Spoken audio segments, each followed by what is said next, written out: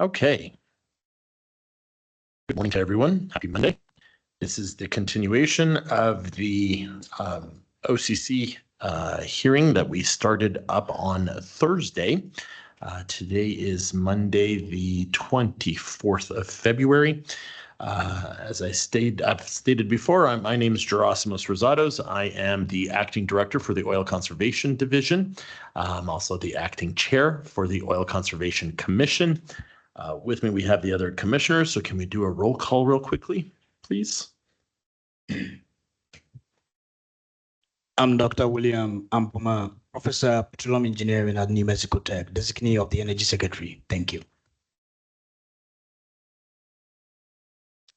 My name is Balin Lampkin, Petroleum Engineer, designated of the Commissioner of Public Lands.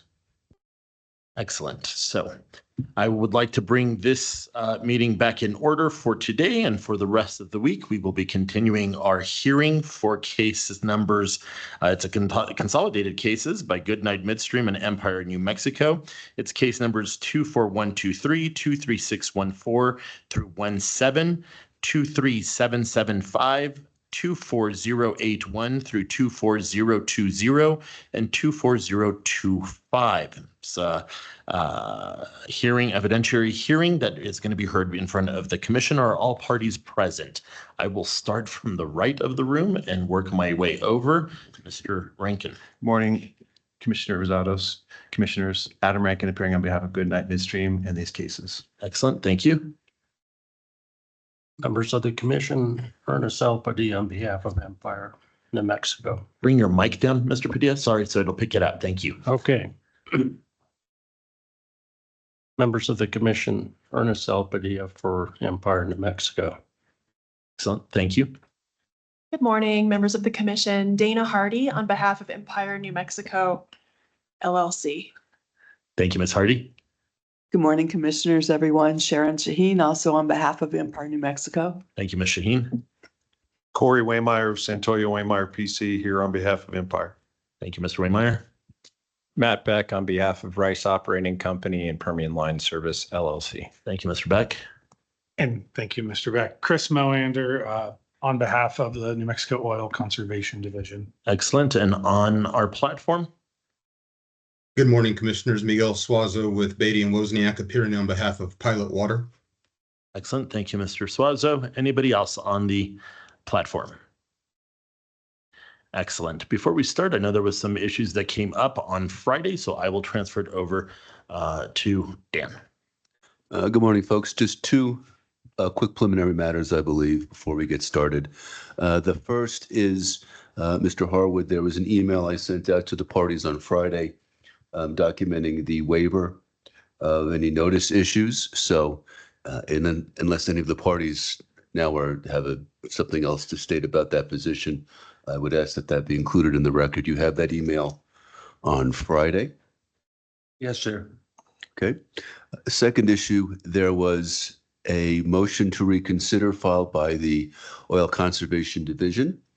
We had sua sponte, as they say, which means without motion from the parties, struck this, the supplemental rebuttal statement by the OCD as it appeared to be beyond the deadline. However, there is a motion now to reconsider that ruling.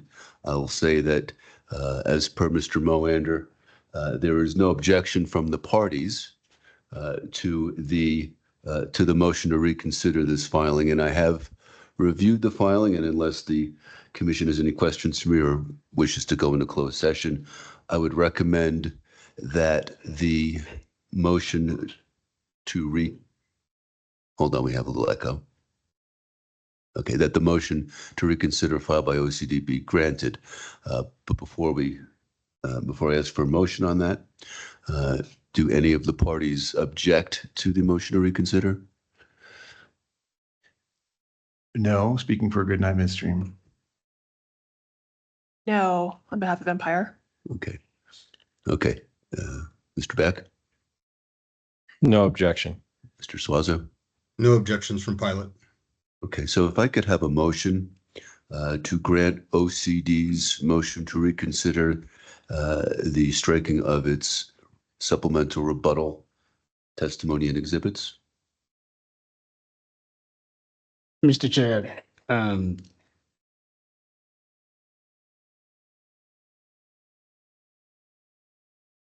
I move that we approve the motion by OCD. I second it. All in favor, say aye. Aye. Aye. Okay, any opposed? Okay, motion passes. I will now turn it back over to Mr. Harwood. That's all I have. Okay, good morning, everybody. So my understanding is that Empire goes first.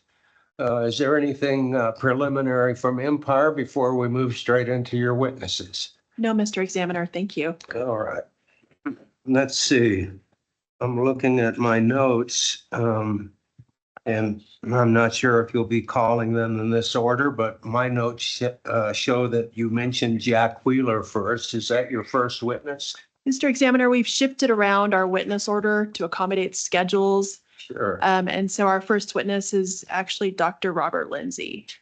Okay. Is he here in person or? He is here in person. Okay. I'm not sure what the protocol is. Do we usually have witnesses up here in the witness stand? So yes, Mr. Lindsay, if you'll come, please have a seat right here on the witness stand. And if you'll also please, once you do come to the witness stand, press the microphone button. It's the little person with the two arcs right in front of them to turn the microphone on. So if you'll turn your microphone on, please. There you go. And then our court reporter will swear you in. And I believe the court reporters are on the platform.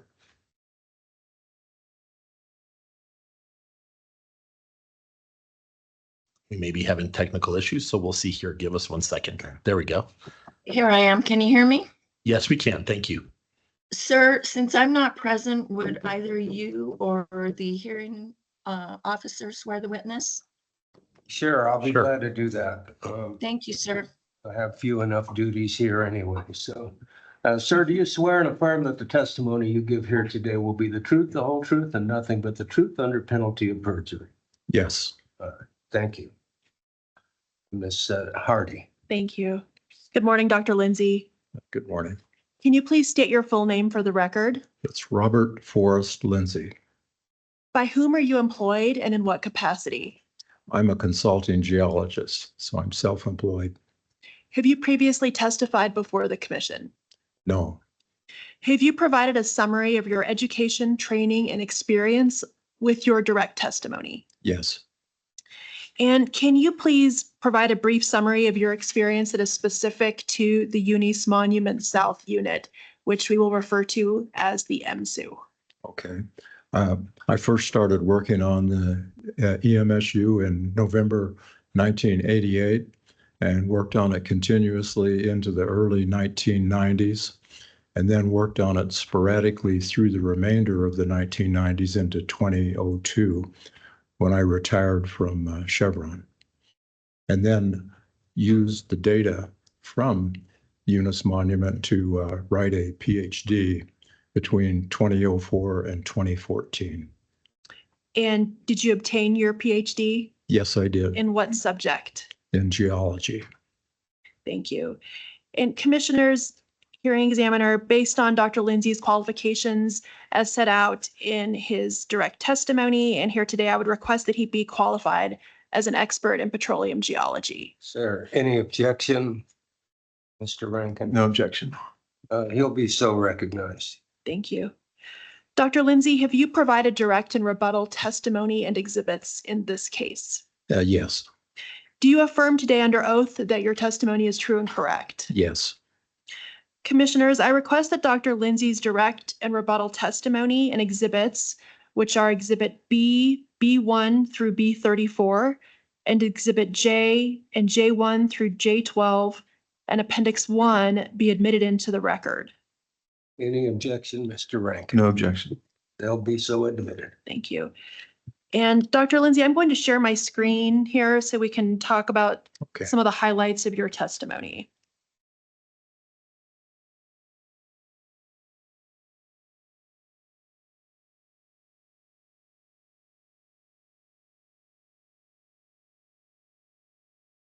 Can you see that? Yes. Okay.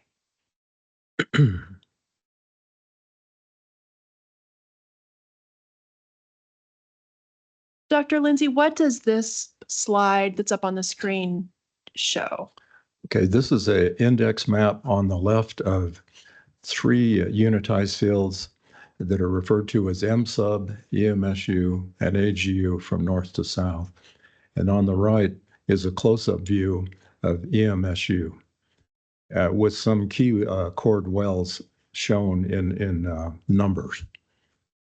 And 2 of those numbers, 679 and RR Bell number 4, will be shown a little bit later as well.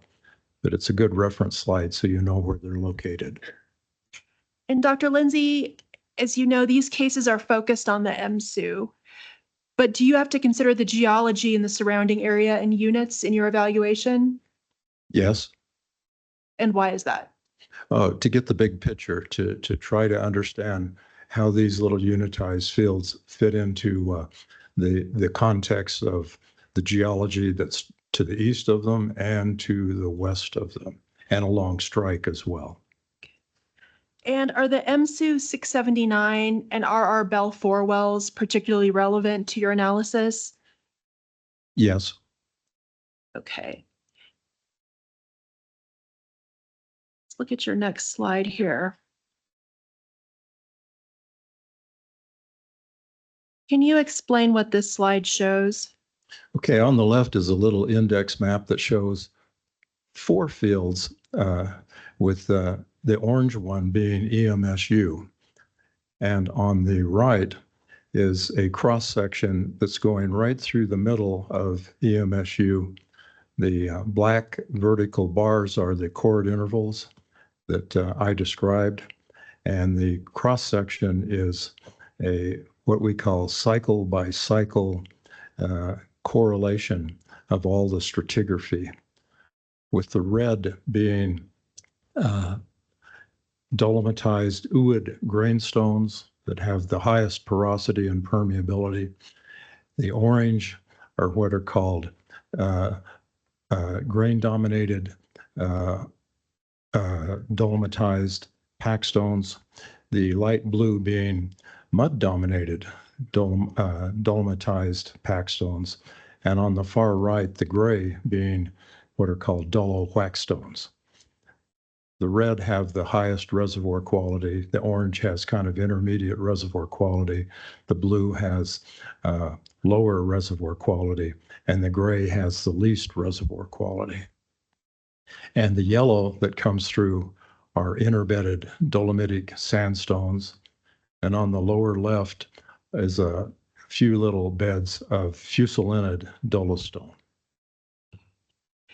And Dr. Lindsay, what is it that's important about this slide?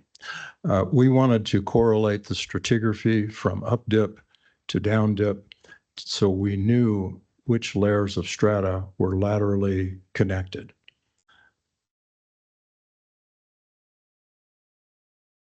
Dr. Lindsay, what does this slide show, please? And it's number 4.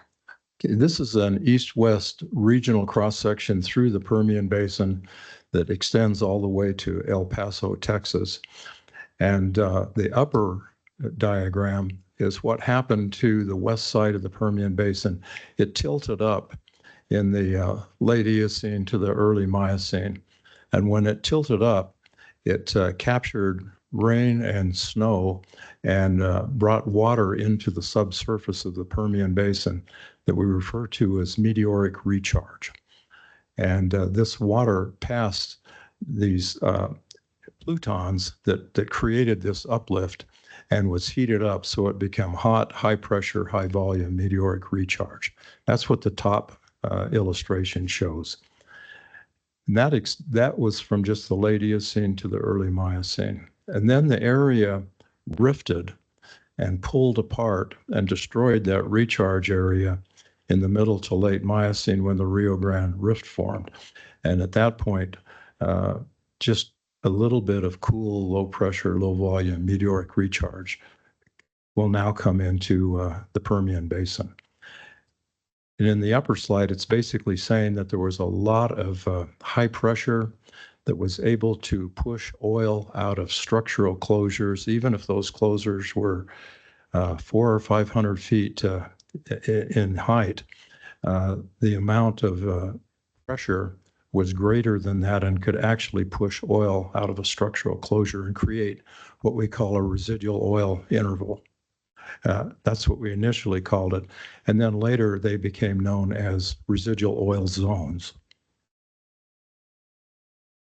And why is this slide important? Pardon? What's the relevance of this slide here for our purposes? The relevance of it? Yes. Oh, that this was the mechanism that created residual oil zones in the Permian Basin. Including in the MSU? Yes. And then when the area rifted and pulled apart, then some of the fields, but not all of the fields that were at residual oil were able to backfill completely or partially or not refill at all and remain a residual oil zone. And in one case that we're aware of, instead of resaturating with mobile oil, one field actually resaturated with gas instead of oil.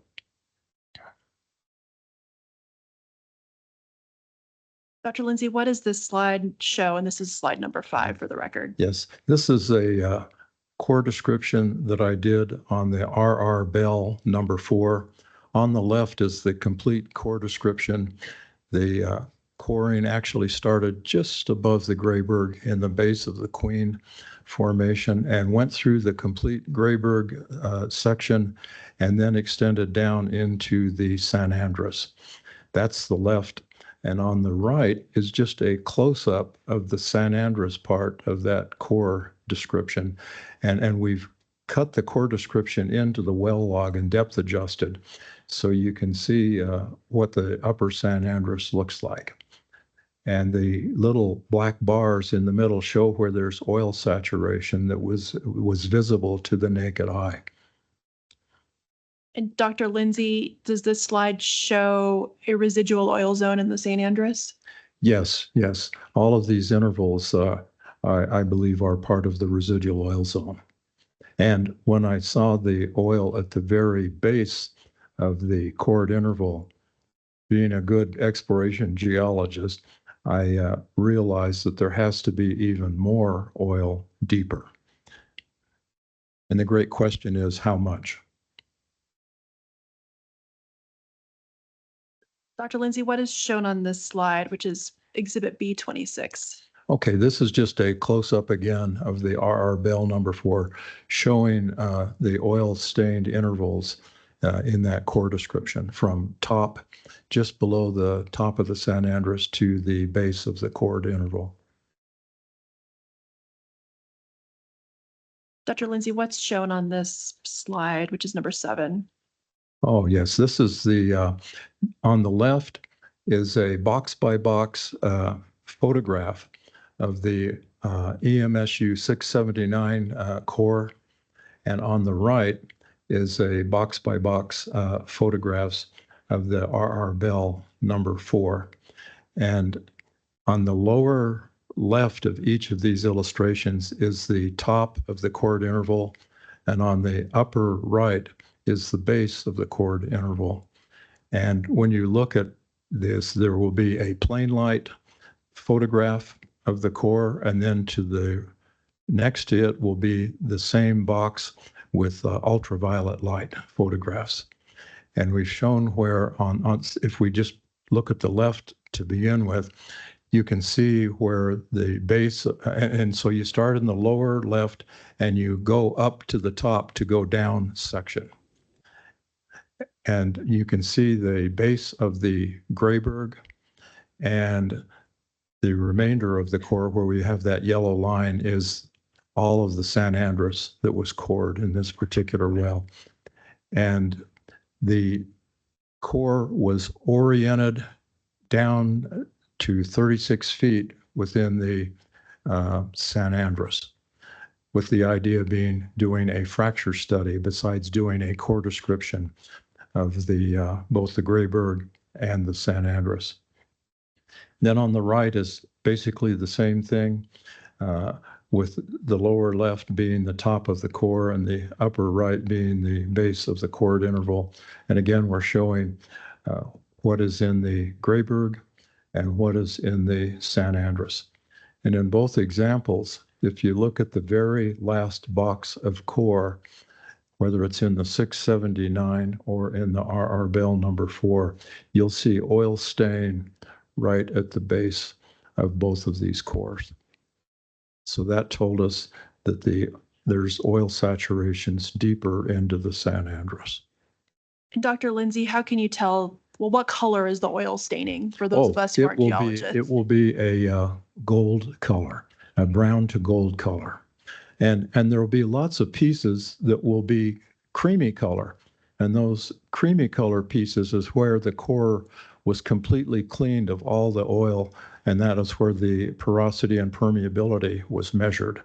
And then the brown intervals in the plain light view is where the unclean pieces, so you can see the oil stain in the San Andres. And Dr. Lindsay, can you explain what's shown on this slide? Oh, this is just a close-up of a core on the left from the EMSU 679, which we actually have right here, this particular box. And it's showing the cleaned intervals and the porosity and permeability associated with that.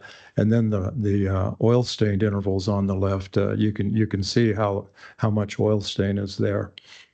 And this is in the San Andres. And this on the left, this particular core is available. I brought it here, and we have it just sitting here on the floor if you would care to look at it. Then on the right is the RR Bell, just a representative sample from it, showing some of the porosity and permeability data there, and both the plain light on the left and the UV light on the right. And then on both of these cores, we're showing the oil saturation and water saturation associated with these. And Dr. Lindsay, is the box in front of you? Yes, this box is the box that's on the left, and you can see the oil stain in the core, and you can also see the cleaned intervals. And we actually made a thin section as well from this piece right here, and all the blue is the porosity. So in that case, the porosity is just about 15%. It's 14.9% with 19 millidarcies of permeability and 38.4% oil saturation and 28.4% water saturation. So, Ms. Hardy, if the witness wanted to move around and stand up and show us stuff on that exhibit, he's welcome to do so. It's up to you. Would the commissioners like him to do that? Or I can do that. Whatever's best for the witness. I know I can see it. I don't know if Dr. Mpoma, can you see the? Can you gentlemen see it okay? He sees it that way. So I think we're okay, Doctor. Okay. Okay, great. Thank you. And Dr. Lindsay, is it your opinion that the cores show oil staining through the San Andres? Yes, and where we have core, yes, we see oil stain in the San Andres, and we know what percentage is there with the core analysis. Can you smell the oil in the cores? Oh, yes. Yes, you can smell it. Yes. And this is an old core. This was taken in 1990, and you can still smell the oil saturation. Pardon? For the smelling, if they'd like to. Oh, just pick up anyone. Just pick up anyone. Yeah.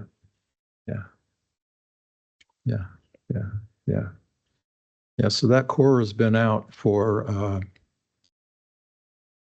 35 years.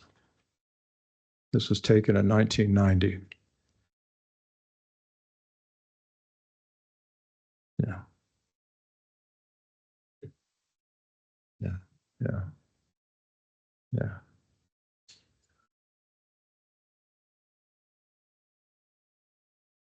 Okay, great. Perfect. Okay. Dr. Lindsay, can you please explain what's shown on your next couple of slides? And I'll go, these are numbers 9 through 12 for the record. Oh, yes, this is the core analysis for the EMSU 679, the core that we just showed. And In this particular illustration, it's showing where the top of the San Andres is located. And the green column is the oil saturation foot by foot from the San Andres down. And this next slide is the continuation of that. So, and again, the green interval is showing the oil saturations associated with that core. And then here's the lower part with the oil saturation shown as well. And Dr. Lindsay, what is the range of oil saturations shown on this analysis? I think the highest I recall seeing was up about 38%, and the lowest was like 1%, just above 1%. There's quite a range in here. And in your opinion, are the numbers lower than you would find in the actual core? These are the lowest possible numbers because when you're coring these, any well, you have to be able to, when you're coring through it, you have to lift the cuttings up to the surface. And so these cores have basically been super flushed. And so these are the lowest oil saturations you're going to see in these cores. There's actually been some work done that actually shows in another field with an SPE paper what the residual oil zone in that particular field looked like with respect to conventional core and then sponge coring and then pressure coring. And it showed a significant difference. Basically, in this field is Seminole San Andres, and it was some work done by Hess and published in an SPE paper. And when they looked at their residual oil zone, they saw if they had an interval that had about 18% oil saturation via a conventional core, when they looked at a similar interval to that with a sponge core, they would see 24% oil saturation instead. And then when they went in and pressure cored, they found that the oil saturation in the residual oil zone was 32%. So there's about a 14% rise when you compare a conventional core analysis to a sponge core analysis to a pressure core analysis. So these are what we're showing here are the lowest readings, and they could be 14% higher if that data applies in EMSU in the San Andres. And Dr. Lindsay, do these saturations reported here in this report show a residual oil zone? Yes, yes. Yeah, if basically the way I've been kind of trained to understand what a residual oil zone would look like is in a conventional core analysis would be anything with 20% or greater percent oil would be considered a residual oil zone. And were you working on the MSU at Chevron when this report was done? Yes, yes.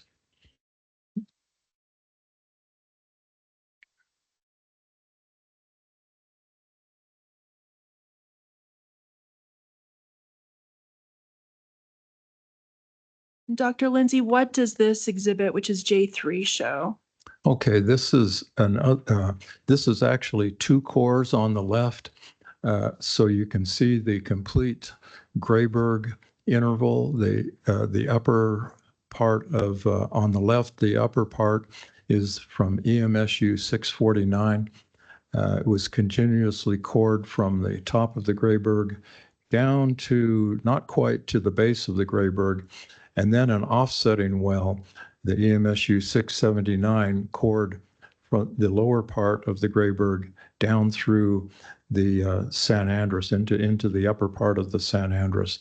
And the upper part of the 679 was oriented so we could do a fracture study, and the oriented core in the EMSU extended in 679 extended down to 36 feet into the San Andres. So we actually did a fracture study in the San Andres as well. And on the right, that's just a close-up of the chord interval in the San Andres, and it's showing the interval that was oriented in the San Andres where we did a fracture study. And then beneath that, the remainder of the core was not oriented. But we described it all. And again, you can see the black bars where we saw visible oil saturation. And the surprising thing was when we looked at the UV light data, right at the very base of the chord interval, at the bottom of the core in the San Andres, we actually saw via UV light oil stain in the base of the core. Dr. Lindsay, what's shown on this slide, which is marked as Exhibit B2? Okay, on the left is a regional map, and it has been put together of the San Andres showing porosity fairways, where when the west side of the Permian Basin was tilted up into the air and water charged into the subsurface, into the San Andres, the pathways, the porous pathways that the water took regionally from the west, entering into the subsurface, into the Permian Basin. And on the right, and so as the water charged through, it could follow the porosity, and it could also follow through fractures and faults as well. And so on the left, I've created what I call a fracture halo map, where you might have a small fault in the middle, and then when that fault moved a little bit, you created a series of fractures around that fault. And all these fractures are three-dimensionally interconnected. That's the key. It's hard to show that in a flat 2D view, but all of those fractures are interconnected. And Dr. Lindsay, why is this information important with respect to the MSU? Because when Eunice Monument, when the structure formed, that was in the Cretaceous into the early Tertiary during the Laramide orogeny, and all of the carbonate in Eunice Monument, whether it was a grainstone or a grain-dominated pack stone or a mud-dominated pack stone or a wax stone, or even the carbonate inside of sandstones, was all dolomitized. And that creates a much more brittle rock. And when the Eunice Monument structure formed and flexed and created an asymmetric anticline, the dolomite, being brittle, fractured. And this is just a little cartoon to kind of show what the fracture halo would look like. And what is shown on your next slide, which is Exhibit J4? This is the fracture study of just the upper 36 feet of the San Andres in EMSU 679. And in that 36 feet, we measured 129 vertical fractures. And this study was not done by a company like Core Lab. This was done in-house by myself. And you can see trends to these vertical fractures that and you can see numbers here that says 2, 4, 6, 8, 10. And that tells you how many fractures were found at each 10-degree increment in this slide. And you tend to see most of the fractures tend to go northeast to southwest, with some going northwest to southeast, but a lesser number. And what about Exhibit J5? And this is the fractures that were 1 to 3 feet in length. We called them large fractures. And this is just showing their trend. And there seems to be a very strong trend that's kind of east-northeasterly to west-southwesterly. And what about Exhibit J6? Pardon? And what does this Exhibit J6 show? Oh, this next one. Okay. Yes. This is the small fractures that we found. So these are little fractures that are just a few inches in length. There's 109 of them in that 36-foot interval. And again, you tend to see this stronger trend of fractures. And these are all vertical fractures. that are trending northeast to southwest, with a lesser trend northwest to southeast, and then another trend that's kind of more east-west oriented. Dr. Lindsay, do the fractures allow for the communication of fluids between the San Andres and the Grayburg? Yes, once you get a fracture the width of a sheet of paper, you're at infinite permeability. And a lot of these fractures we found were actually solution widened, and they're much wider. We'll actually show an example here in just a little bit. Is that this slide, Exhibit J? This slide here. These are some of these small fractures that are solution widened. And to the naked eye, you wouldn't think that they're all interconnected, but they actually are. And instead of being the width of a sheet of paper, they've been solution enhanced by late stage fluid. This meteoric water that charged through is actually solution widened these fractures. And they're all interconnected because the oil has gotten into all of these. So they're oil stained as well. And does this confirm what was shown in your fracture study? Yes, yes. And that there's a fracture halo. And it's really hard to see that when you're only looking at a 4-inch width of core.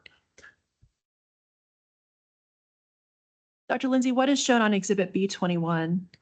This is showing two things. It's showing a water chemistry study that was done in Eunice Monument, and it's showing the structure at Eunice Monument as well. This is the Eunice Monument structure is a double humped asymmetric anticline. And it's double humped because beneath it, the basement is broken into smaller blocks, and they're differentially moving, creating this odd looking double humped shape to the structure. And when that structure moved, that's when all the fractures were created. And then we did a water chemistry study by in-house. And this was when I was with Chevron. And we found 3 different water chemistries. We found chlorate water that had about 120,000 ppm total dissolved solids, and it was barium rich.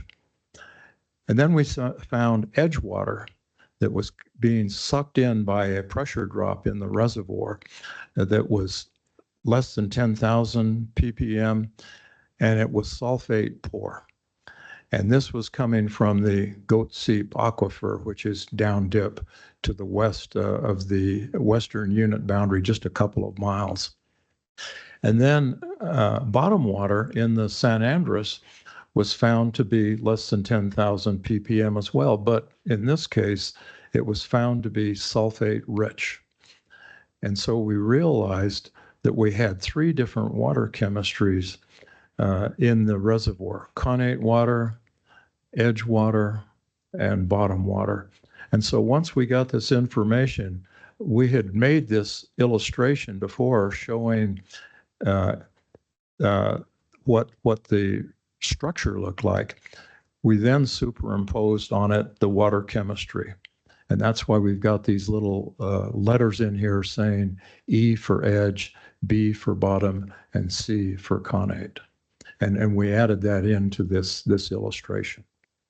And Dr. Lindsay, just to be clear, did you prepare this illustration based on the Chevron data at the time you were at Chevron?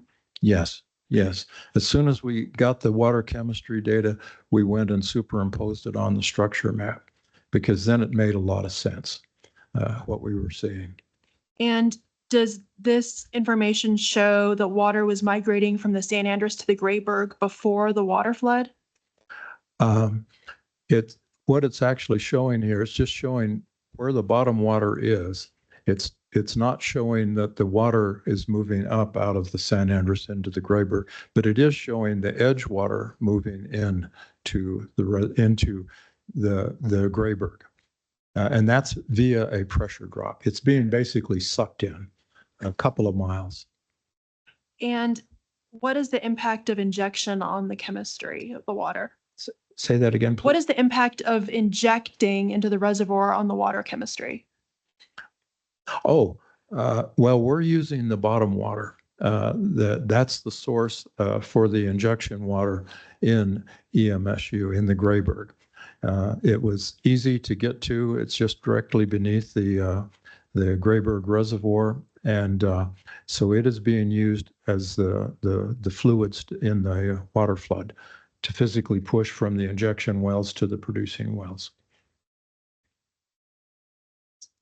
And what is shown on your next slide, Exhibit B28?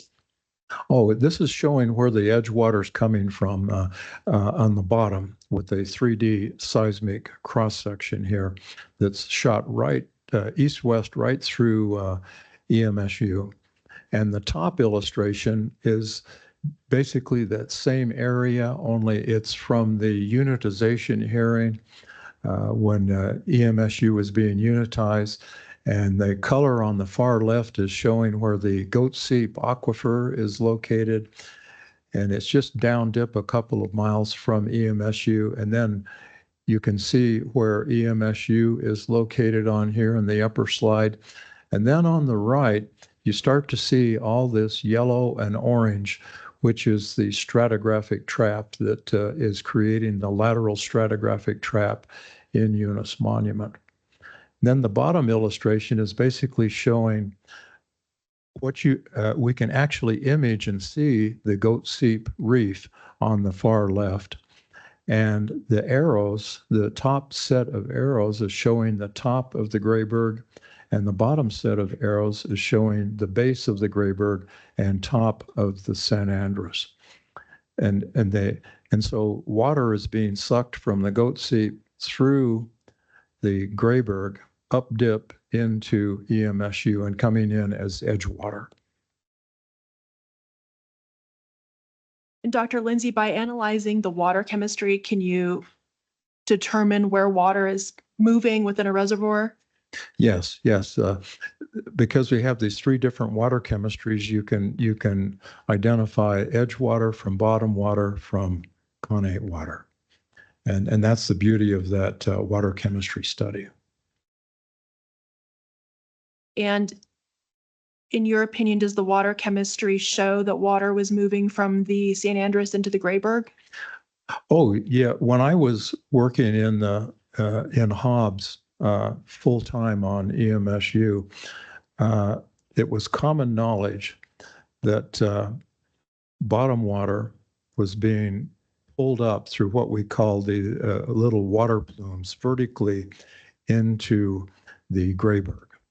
And there was one example, EMSU 887, where there was a plume of water around this particular well. And we happened to core that well, and we actually oriented that particular core so we could do a fracture study on it. And when we looked at the core with this plume all around it, we saw that it was highly fractured. So it was a perfect place to do a fracture study to understand how the water was getting up out of the San Andres up into the Grayburg via all of these fractures that we saw.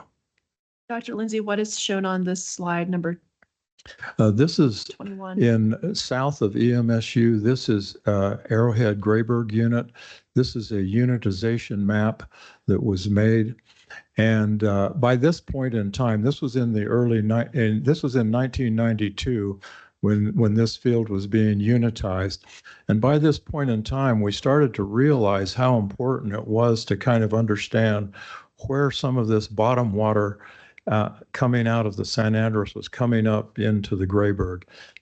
So when this map was made, the purple areas, let's say bottom water or B water, those are the places in AGU where we found bottom water, meaning San Andres water, coming up into the Grayburg. And then the rest of the map was, we were mapping where edge water was coming into this particular field.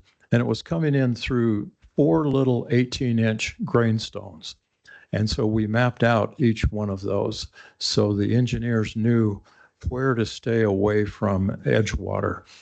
Because originally they didn't want to unitize the western third of the field because it produced water. And we had looked at cores enough there and described them well enough that we realized there were just 4 18-inch grainstones that had most of this edge water coming into the reservoir. And so we mapped them out and said, well, the total thickness is 285 feet thick. Do you want to abandon the western third of the field because of just 6 feet of grainstones, these dolomitized grainstones? And we said, just stay away from them. And if you do that, then you can produce all the rest of that strata. And they said, okay. So this was a very handy map, but we showed bottom water besides edge water and where it was coming in. Dr. Lindsay, before we get to your conclusions, I just wanted to confirm for the record that all of the slides that we've shown are included with your direct or rebuttal testimony. Yes. Okay, thank you. And can you please summarize your conclusions here for the commission? Oh, okay, yeah. The first conclusion is that there's a residual oil zone in the San Andres. We've seen it in core. We know it's there. We just kind of don't know how much is there. And the second thing is we use these cores when we can cross the San Andres and we can find the top of the San Andres in core. That really helps us in our correlations through non-cored wells, just looking at well logs. And that helps us tremendously. And that's kind of the second bullet point. And it's also showing us where the high is, the structural high in EMSU is, compared to Goodnight's saltwater disposal wells.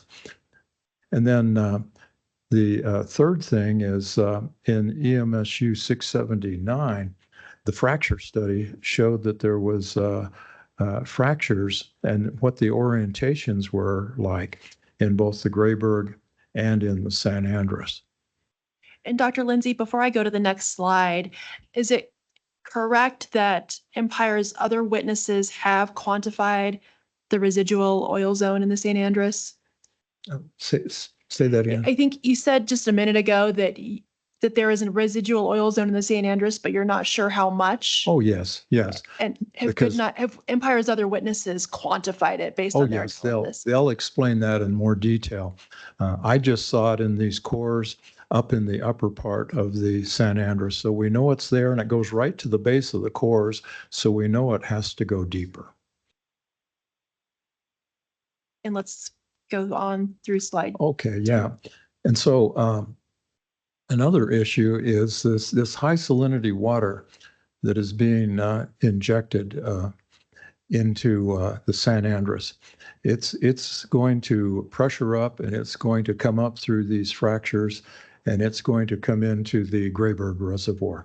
And that's going to create problems with the existing water flood operations by having these plumes of water come up into the Grayburg. As more pressure is created by putting more water into the ground. And then because it's a high salinity, heavier fluid, this injection water is going to eventually, with time, work its way back down off structure and to the west side of the field, and it's going to contaminate someday the Goat Seep Aquifer, which is a source of low salinity water in the Chihuahuan Desert. And you don't want that to happen. You simply don't want that to happen. And then there's this ROZ in the San Andres that we've been discussing. The water chemistry tells us that it's sulfate rich. And so if you're injecting high salinity produced water, and if it has any free ions of calcium or sodium or potassium or barium, they are going to mix with the sulfate and they're going to create scale. And that's going to precipitate in the reservoir in this residual oil zone, and it's going to start to reduce reservoir potential. It's basically going to cement up the ROZ, and that's a problem. And in my 48 years working in the petroleum business, the thing that surprises me about this is that a company that has no working interest in EMSU is allowed to inject this high salinity produced water into the unitized interval. I've never, ever seen that before, ever. And to me, that kind of defies why the unit was even made. Thank you. Those are all my direct examination questions for Dr. Lindsay. He's available for cross-examination and questions from the commissioners. Thank you.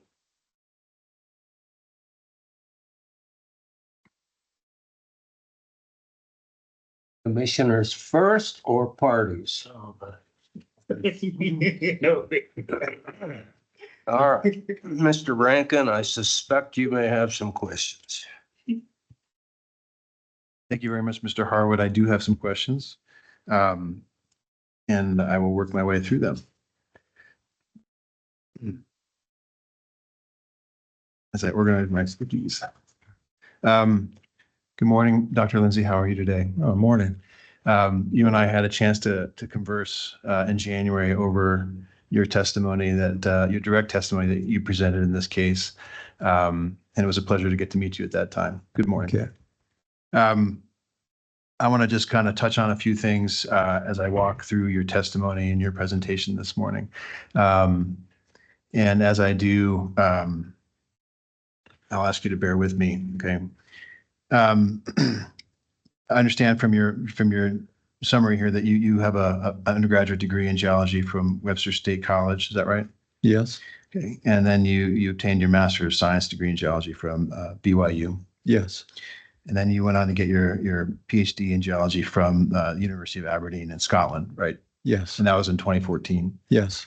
And the PhD was awarded based on a dissertation that you prepared that was focused on the Grayberg Formation, correct? Yes. Okay. And that evaluation or study you did looked at the Grayberg across the shelf into the Central Basin Platform, correct? Yes.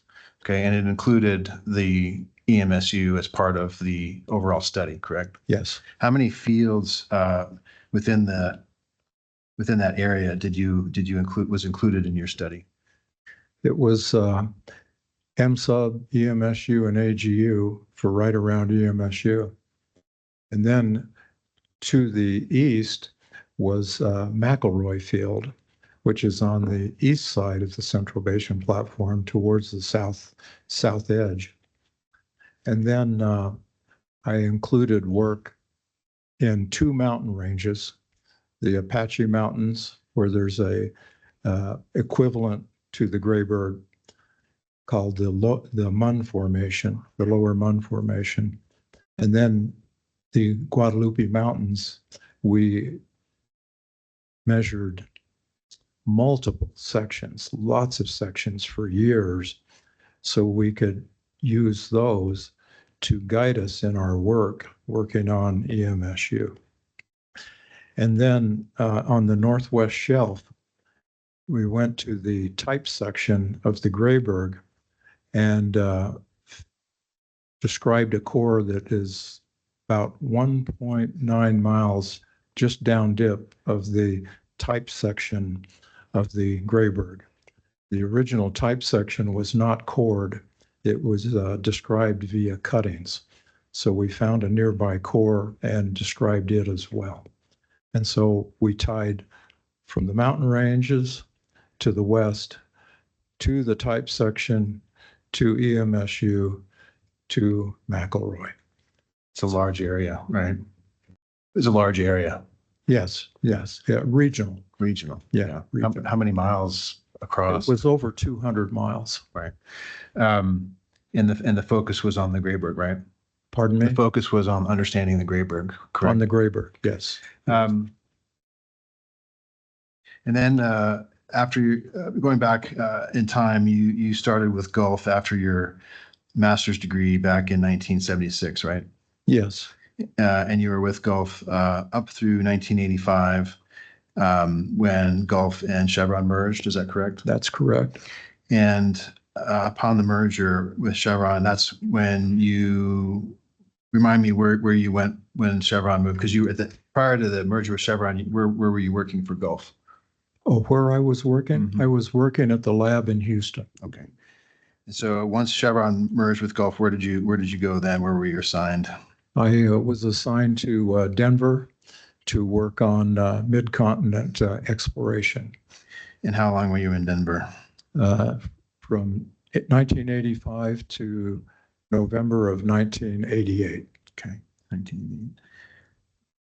And so then, and then after 1988, now just as a reminder, your understanding is that the EMSU was unitized in 1984, is that correct? Yes. Okay. So in 1988, then where did you go from there? Well, I was then transferred from Denver to Hobbs, New Mexico to work full-time on EMSU. Was that a shock to your system? Pardon? A shock to your system to go from Denver to Hobbs? No, not really, because I was raised in a small farming town. Right. And so it kind of felt like I was going home, only I wasn't in northern Utah. I was in southeastern New Mexico. Right. But it was kind of nice. So that's when you first came to work on the EMSU unit, right? Back in when you were transferred to Hobbs. Say that again. That's when you started working on the EMSU unit? Yes, when you were transferred to in Hobbs? late November 1988. Okay. And what were your responsibilities when you were assigned to work on the EMSU? It was to describe the cores that were taken. And so the idea was to come in and identify where the cores were and start describing them. And so the very first set that we started to work on was right through the middle of the reservoir. So we could cleave EMSU in half. It's kind of like the old Roman divide and conquer. So we could get a good look-see east-west right through the middle of the field. Then the idea was to go to the north and quarter it and go to the south and try to quarter it. And those cores that you were taking at that time, they were all limited to the Grayburg, correct? They were all limited to the Grayburg at that time, correct? Oh, yes. Yeah. So you were hired, and your role at Chevron at that time was essentially to help characterize the reservoir, the Grayburg Reservoir. Yeah, correct? to do reservoir characterization and to connect all the strata together, because the field had been unitized into what's called Zone 1, Zone 2, Zone 3, Zone 4, Zone 5, and Zone 6 from top to bottom. Now the idea was to correlate in more detail. I'm going to ask you about that because I think your description of the cycling was very fascinating, and I want to understand that a little bit better, but we'll get to that once we get to your exhibits.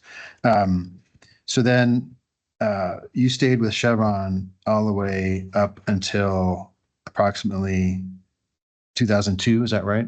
Yeah, till 2002, about September 14th or somewhere around there. Okay. Yeah. And then at that point, you moved over to work with Saudi Aramco, correct? Yes. And you finished your career with Saudi Aramco in 2015? I started there in 2002 and worked there till December 4th of 2015. Okay. And then you hung a shingle and are now an independent consultant, correct? Pardon? You hung a shingle and you're now an independent consultant, correct? Oh, since then, yes. Since I left Aramco, yes. I'm just a consulting geologist now. Okay. Give me a sense for the kinds of things that you've been doing as a consulting geologist. What fields have you worked on and what kind of consulting have you done? Well, I've done a few different things because I've started to work on things I wanted to do when I didn't have time to do them when I was working full time. So I've been doing some of that kind of work. I went back to one field that I'd worked on and asked permission to look at some cores to identify a mobility of fines issue, and shared that data with the company. It was Chevron. That was kind of fun to do, but I started to consult with different companies. I worked on an ROZ core for one particular company in Midland, in the San Andres.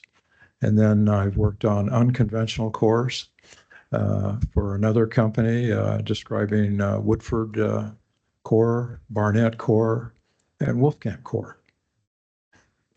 And then I've started to, with a friend of mine, put together a very large core workshop where we're trying to, next year in 2026, the West Texas Geological Society is going to turn 100 years old.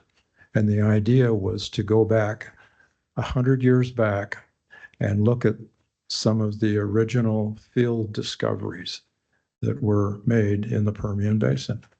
And so we've been looking for old field discoveries from 1920 to 1930 and up to about 1934. And we have identified 22 fields for this core workshop, and we found 17 cores from some of those fields. So people can see what the fields look like that started up the Permian Basin, what made it tick right off the get-go. So I've been doing that. And then I've been teaching some classes at my old alma mater at BYU, free of charge. I'm trying to give back for them being kind enough to let me go to graduate school there and get a nice job. So I will go there and teach stuff for free. And then I've helped a couple of students, one working on a master's degree on an unconventional reservoir on the Barnett. I helped him get his master's degree. And then I helped another fellow work on his PhD at Texas Tech, and I was on his committee. And he happened to be in one of my classes at BYU when he was a master's student.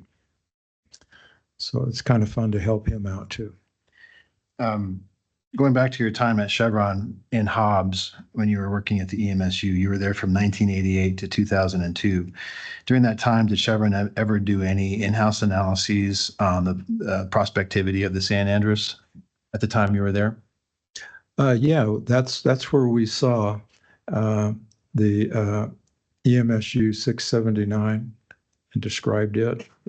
And let's see, I think I did the RR belt. Well, I think both of those, we actually did those a little bit later because the office moved in 1990 to Midland. And so I think we were doing the description work on those two San Andres cores in Midland. And before that, we were working on the Grayburg cores in EMSU. What's your understanding of when the EMSU 679 well was drilled? No, What's your understanding about when 679 well was drilled? Was drilled? Mm-hmm. Well, they wanted to get a good look at, they wanted to see the fractures and understand them and see if that might have any impact on production because at first the water flood wasn't working really well in EMSU. And they wanted to see what the fracture trend looked like. And so 679, part of it was oriented. And part of that orientation went down into the San Andres. And we tended to just focus at first just on the fractures in the Grayburg because we were highly focused on the Grayburg. Then there was another core, oriented core taken in MSUP, the 887. And then we realized that was really valuable. So we went down when AGU was being unitized and got two more oriented cores in AGU. So we understood what the fractures look like. I think, but my question was though, when is your understanding of when the 679 was cored and drilled? When it was cored? Mm-hmm. That was in 1990. Okay, 1990. Okay. Yeah.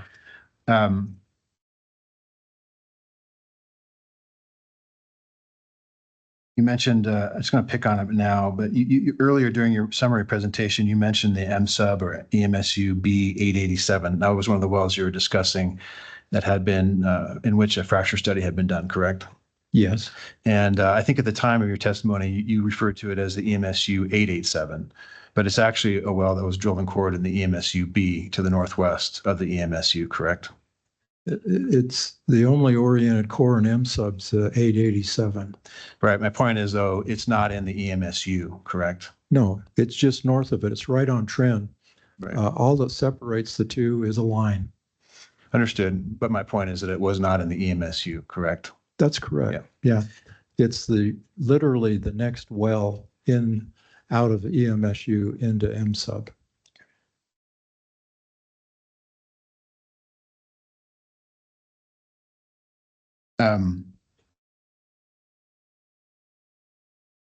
As a result of Chevron's coring of the EMSU 679, did they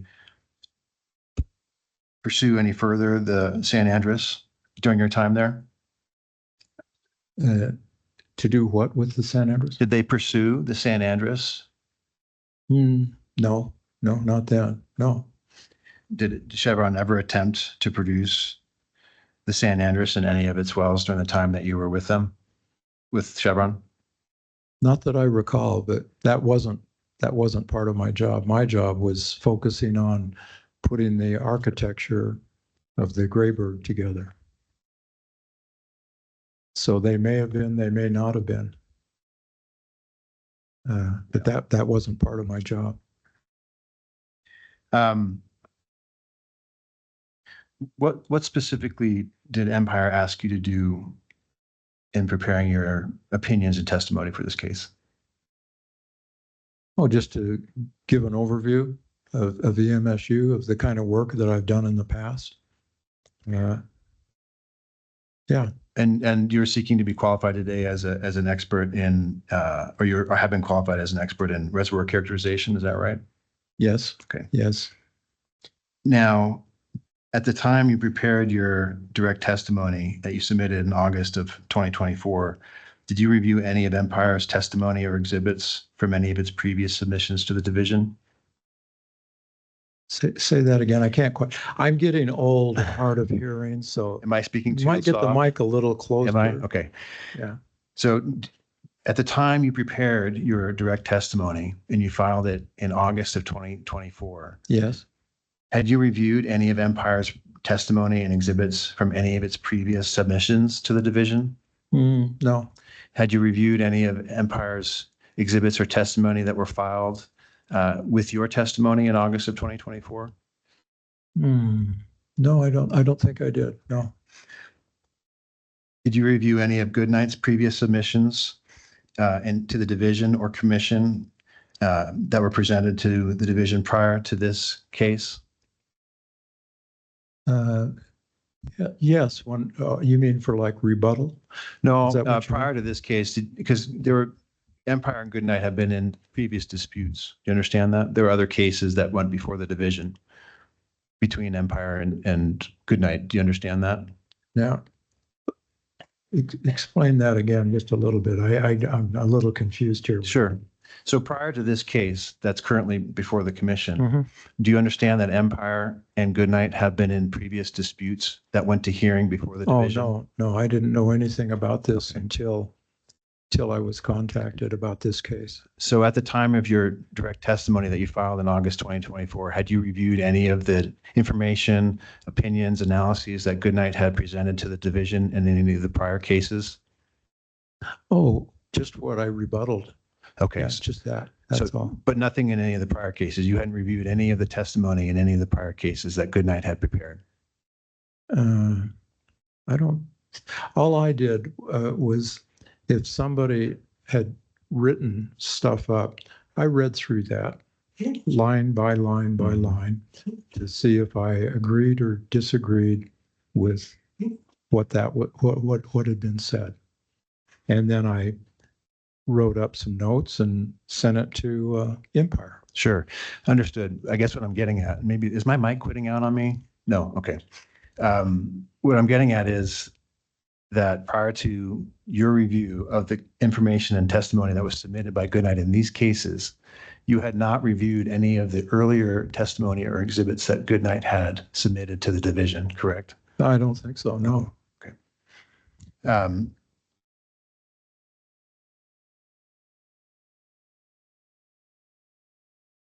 Now, as part of your testimony and your analysis, you have not yourself conducted a study or an analysis of whether residual oil or ROZ hydrocarbons are economically recoverable from the San Andres in the EMSU, No. correct? No, And Empire didn't provide you with any economic data to support such an analysis, correct? say that again. Empire did not provide you with any data to support such an analysis, correct? No, Because an economic analysis was not within your scope, correct? An economic analysis was not within your scope, correct? no, not really. Okay. No. Because there you have to get oil in place numbers, and that requires a lot of work, Yeah. an enormous amount of work. And have you previously provided any expert testimony on whether an ROZ could be economic? Say that again. Have you ever previously provided testimony on whether an ROZ might be economic? Oh, you mean the ROZ we're talking about in the San Andres? Actually, no, any ROZ. No. Okay. No. Have you ever been part of a project to develop an ROZ? Of the what? Have you ever been part of a project to develop an ROZ? I just helped out by describing the core for this one client. Yes. And in this case, you've not been asked by Empire to conduct an analysis on whether an ROZ in the EMSU is technically recoverable, correct? No. Okay.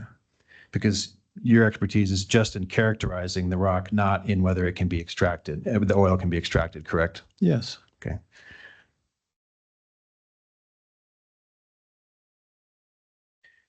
And so you have no opinion about what the recovery factors or how much oil might, if any, might be recovered from the San Andres in the area that you've identified as a potential ROZ? No, because there's not enough data right now. Okay.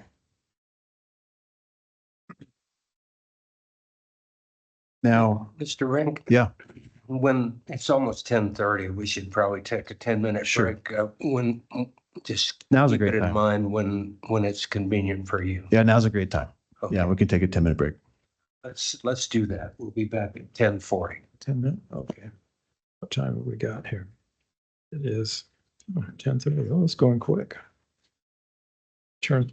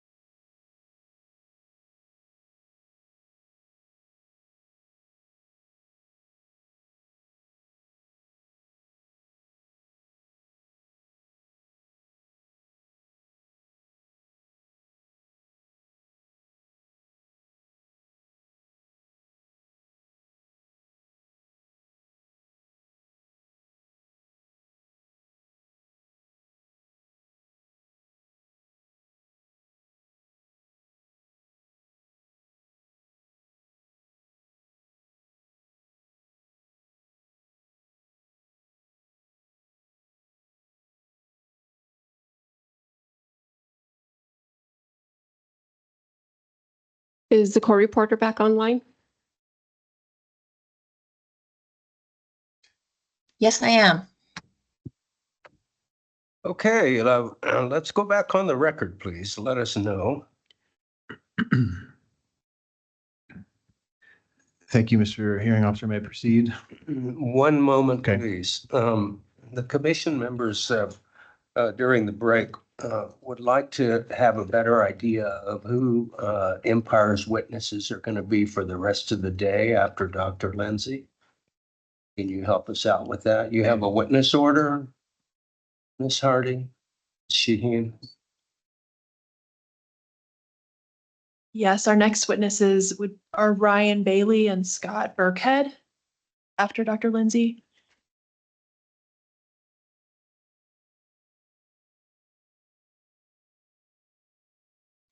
And is that it for the day or? I think it depends on how far we get.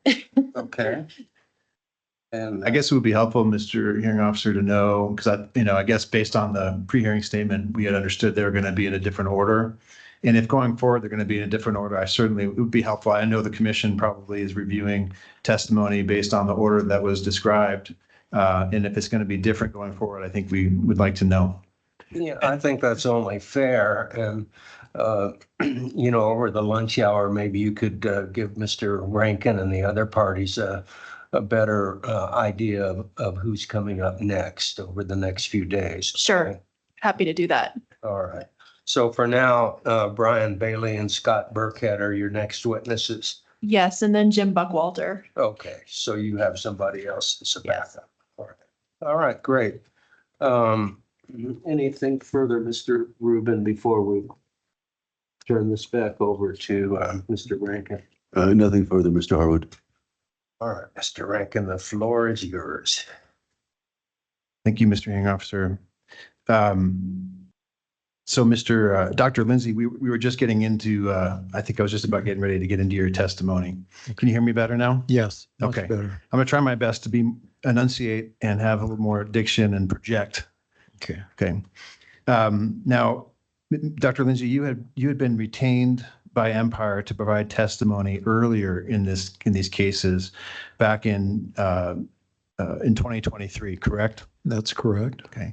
And you had prepared written testimony that was filed with the division or conservation division initially back in for a hearing in November 2023, correct? Yes. Okay. Now I'm gonna put on my screen that testimony because I just want to make sure I have I have a couple questions for you just about what changed and why. Okay. Okay. Let me know when you can see the screen in front of you. I see it. Okay. Now, just to confirm, I have on the screen here what I think is, or I understand is your original testimony from November 2023 that was filed with the division. And I'll go down to the signature page just so you can confirm that that's the date that you submitted this testimony and this is that testimony. Do you see your signature dated October Yes, I see it. 2023? Yes. Okay, so this was your original testimony that you submitted in the division in these cases, correct? Yes. Okay. Very similar testimony that you submitted back in 2023. I'm not going to ask you to go through all the changes or differences today, okay? But I want to just point out a few things so that we understand, I understand a little better, maybe the commission does too, about what changed.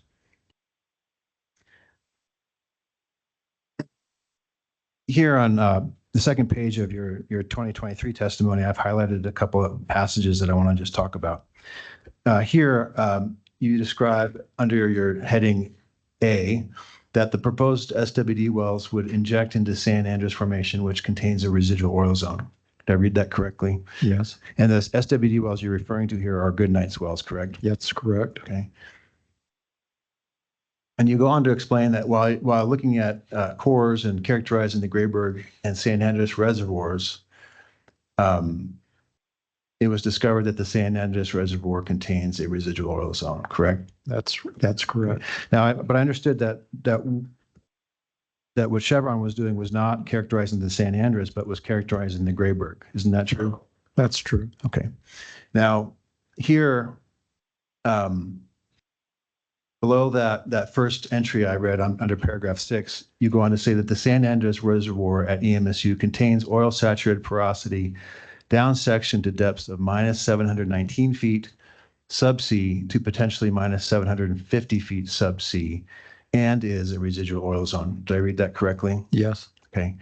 Now, I'm going to switch over to your 2024 testimony, okay? This also is marked Exhibit B, and you'll see I have your signature page here, which indicates that you signed and submitted this testimony August 13th, 2024, correct? Yes. Okay, and I'll go back up to the top of this testimony just to see that, yeah, in fact, this is the new one because it has all these other cases in it, right? Okay. Okay. I'm going to skip through some of the initial stuff, but you'll see I'm going to get to an entry here in this testimony that's very similar to the one we're just reviewing from 2023. And again, it has a heading that says the proposed SWD wells would inject into San Andreas Formation, which contains a residual oil zone, right? Yes. Now here, again, similar entry, but under the first bullet, it says the upper San Andreas Reservoir at EMSU contains oil saturated porosity down section to depths of minus 719 subsea to minus 750 subsea. And you go on to say, and potentially deeper, and is a residual oil zone. Did I read that correctly? Yes. Okay. Now, during your deposition back in January, you explained to me that the reason you made this change, and the change was that you added the language and potentially deeper, right? Deeper than minus 750. Yes. Okay. And the reason you made that change to that portion of your testimony was because you went back and looked again at the core and took pictures of it and saw visible oil standing below minus 750, correct? Well, at the base of the core. How deep is the base of the core subsea? We would have to go back and look at that. Okay. That's plates 1 and 2. Okay. Yeah. Off the top of your head, you don't recall? Not off the top of my head, but being a good exploration geologist, when you see oil saturation at the base of a core, that tells you it must be going deeper. Okay. Okay. And that's why that statement is in there. Okay. Now you very, very well, but off the top of your head, you don't know how deep it was. I mean, it's about 760 feet or what is the base subsea? We'd have to go back and look at that. Okay. But it's on both cores, the 679 and the RR belt, both of them. Do you recall what plate or figure it was in your exhibits that have the images? Well, it would be plate 1 and plate 2. So they would probably be at the end because these are figures.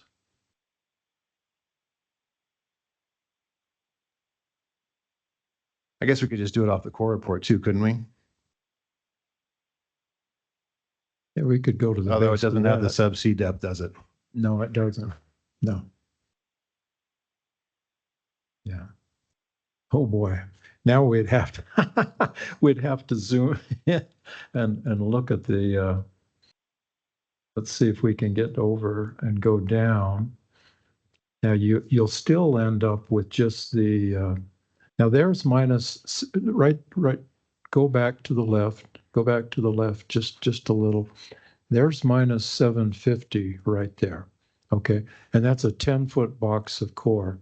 So if you go down, so there's 10, so that would be minus 760, 61, 62. Okay. So the base of the San Andreas, the EMSU 679 core is minus 762 subsea, correct? That would appear to be the answer. Okay. So when I zoom back out, and I'm just to keep this in everybody's mind, and at some point I'll come back and refer to this core report, but it's in your tables I think B1 through B8. Is that correct for the EMSU 679? Mm-hmm. So this is the core report for the EMSU 679, and it doesn't have subsea depths, but it does have the measured depth on this column. Okay, and so that measured depth of 4357 is going to be equivalent to minus 762 subsea, correct? That should be. Okay. I mean, any reason to think it's not? No, Okay, so you agree with me, it would be minus 762, right? it should be. Yes. Well, why wouldn't it be? Pardon me? Why wouldn't it be? Well, we've got that listed on the plate, and we never do sub-C in core analysis. We never show that. We show the measured depth, okay? And we never, ever put sub-C values in the core analysis. So the base of the core is minus 762, correct? That's what it should be, yes. Okay. And is there any reason to believe that the core report would have left any footages off the core report? They always show the missing intervals. Okay. So there's nothing missing from this core report, agree? It should be, yes. It should be what? It should be complete. Okay. But sitting here today, you have no reason to believe that this core report is incomplete, correct? Yes. Yes, what? You have no reason to believe that it's incomplete. You agree? That it's not incomplete? No, it's not incomplete. Okay, thank you.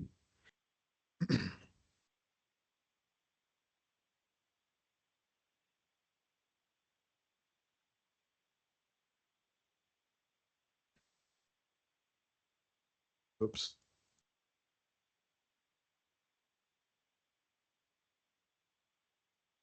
Okay, so going back to my questions, you went back and reviewed the core, took pictures of it, saw visible oil staining below minus 750 sub C, right?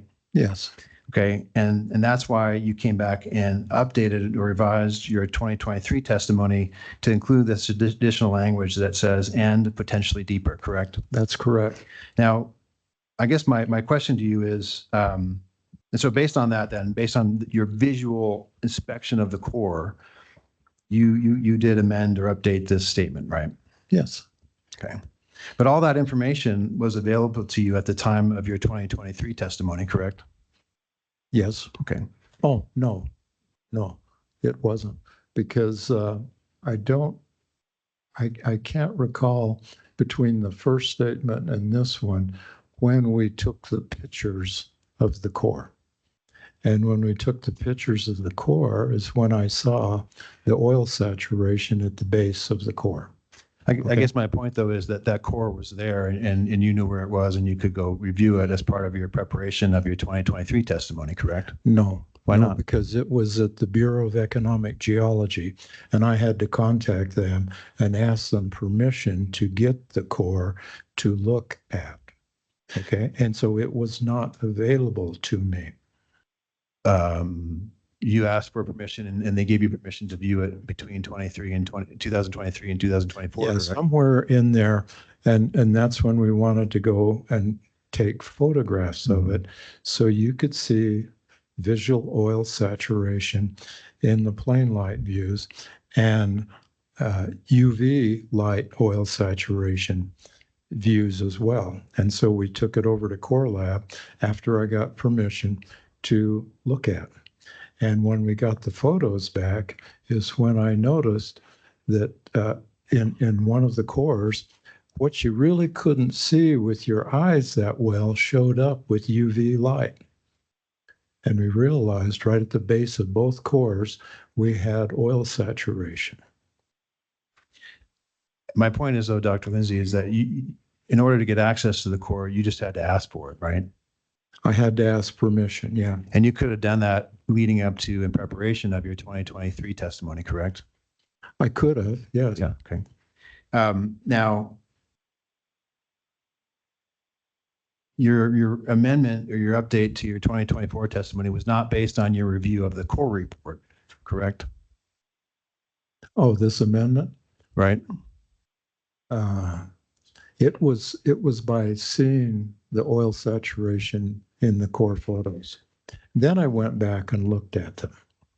Right. But you had the core report as well back at the time of your 2023 testimony, correct? Yeah, I did. Okay. Yeah. And that core report provides your oil saturations as measured from the core, correct? That's correct. Okay. Yeah. Now,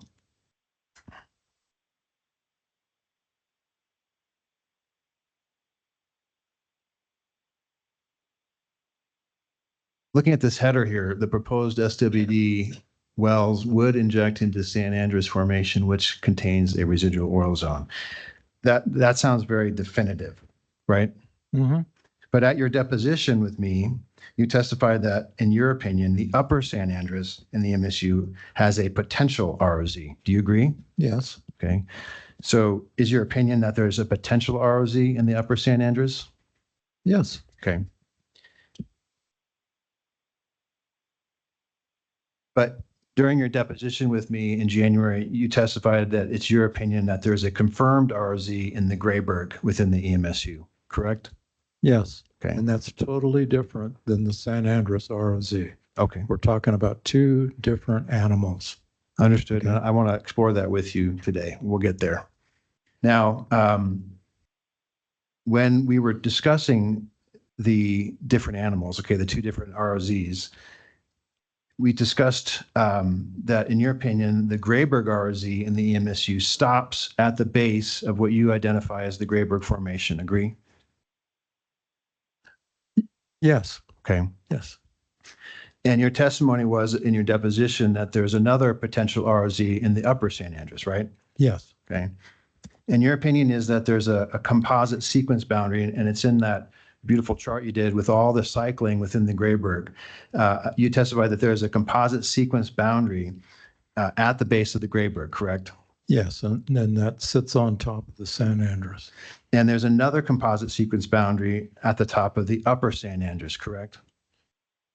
It's the same boundary. Okay. So the base of the Grayburg and the top of the San Andres is the same composite sequence boundary. okay. Just to be clear, so you're saying, I understood from your testimony in the deposition that there was a composite sequence boundary at the top of the Grayburg. Oh, And at the top of the Grayburg, yes. Right. That's I'm correct. sorry. Yeah. Let me rephrase. That there was a composite sequence boundary at the base of the Grayburg, Yes. and another one immediately underlying that within the top of the San Andres. They're the same. They're the same. Okay. They're the same. Yeah. Now, if you would just explain what a composite sequence boundary is, if you would. It's when you have a larger drop in sea level. That's the simple answer. And what happens when you have a large drop in sea level to the sediments when that occurs? Well, being in carbonates, when you have, it's not only a larger drop in sea level, it's over a longer time too. And so you have plenty of time for rainwater to start to dissolve into the carbonate. And you start to etch it and you start to dissolve it. And ultimately you start to karstify the rock if you have enough time and enough water. Now this was in a desert setting, so it was a slow process. But you can ultimately start to make sinkholes. And collapsed breccias will fill into those sinkholes. And that's precisely what we see when we describe the EMSU 679. So when you and I were discussing this topic during your deposition, we talked about that composite sequence boundary, and you told me that it's generally reflective of a lower permeability and lower porosity interval, correct? Yes. Okay. And generally it serves as a barrier to flow, correct? It can serve as a barrier. Okay. But it might not be laterally continuous. Thank you. Now, the other topic, as we were discussing these two different ROZs, that one that you believe is confirmed to exist in the Grayburg, and then another that is potentially in the upper San Andres. At the time you and I were discussing this back in January during your deposition, I asked you if you were aware of any circumstance where there's an ROZ across a low perm or no perm boundary or composite sequence boundary. Do you remember that question? Mm. And you told me that you're not aware of any. Now, say that again. Explain that. I asked you during your deposition if you were aware of any other circumstance, where there's an ROZ across a low perm or no perm boundary. Okay. So you're referring to the top of the San Andres. Okay. I'm referring to, your testimony is that there is a confirmed ROZ in the Grayburg. There's a composite sequence boundary that separates the lower Grayburg from the upper San Andres, correct? Correct. And that your testimony is that there's a potential ROZ in the upper San Andres, correct? Yes. And I'm asking you, do you recall your testimony in the deposition with me that you said that you're not aware of any other ROZ where there's an ROZ that goes across or a composite sequence boundary? Oh, you mean that they're communicating? No, Is that what I'm you're asking you, are asking? you aware of any other circumstance where there's an ROZ above and below a composite sequence boundary?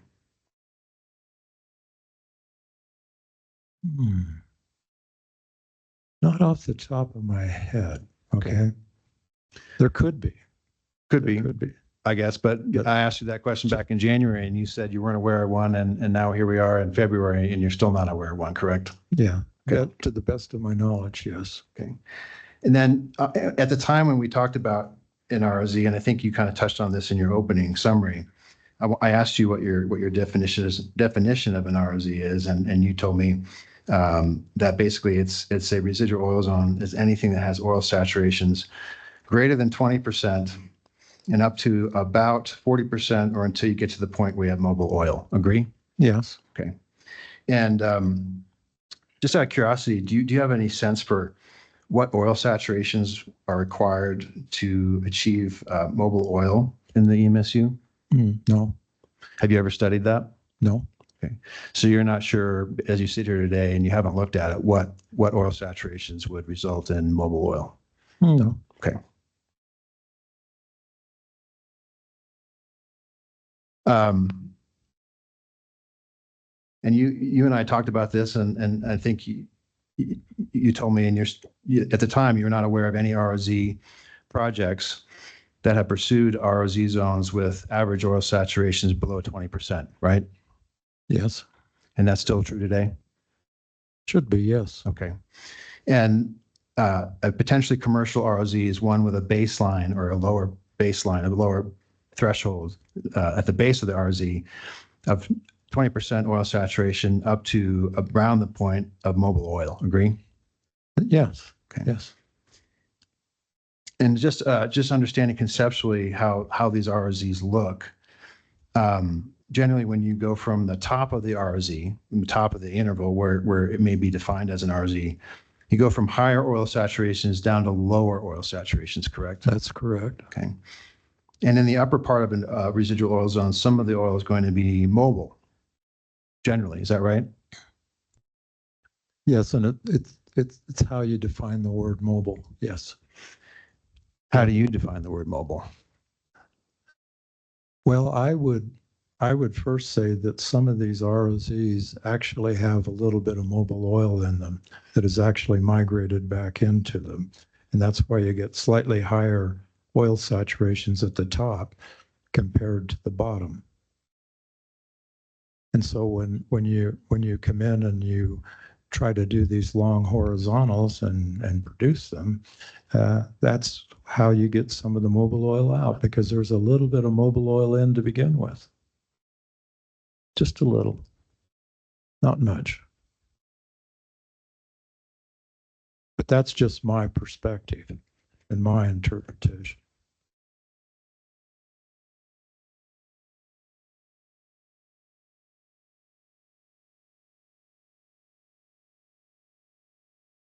I want to talk a little bit more about the concept of how these ROZs were created.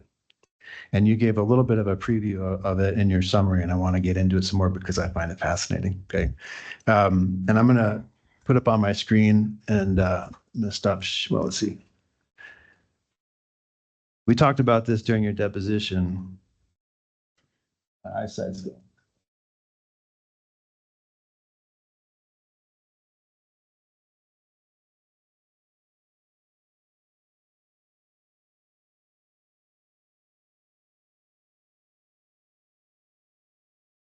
This was a document that you produced to Goodnight, Dr. Lindsay, as I believe actually was the only document you produced to us as a document that you referenced or relied on in preparation of your initial direct testimony. Do you recall that? Mm-hmm.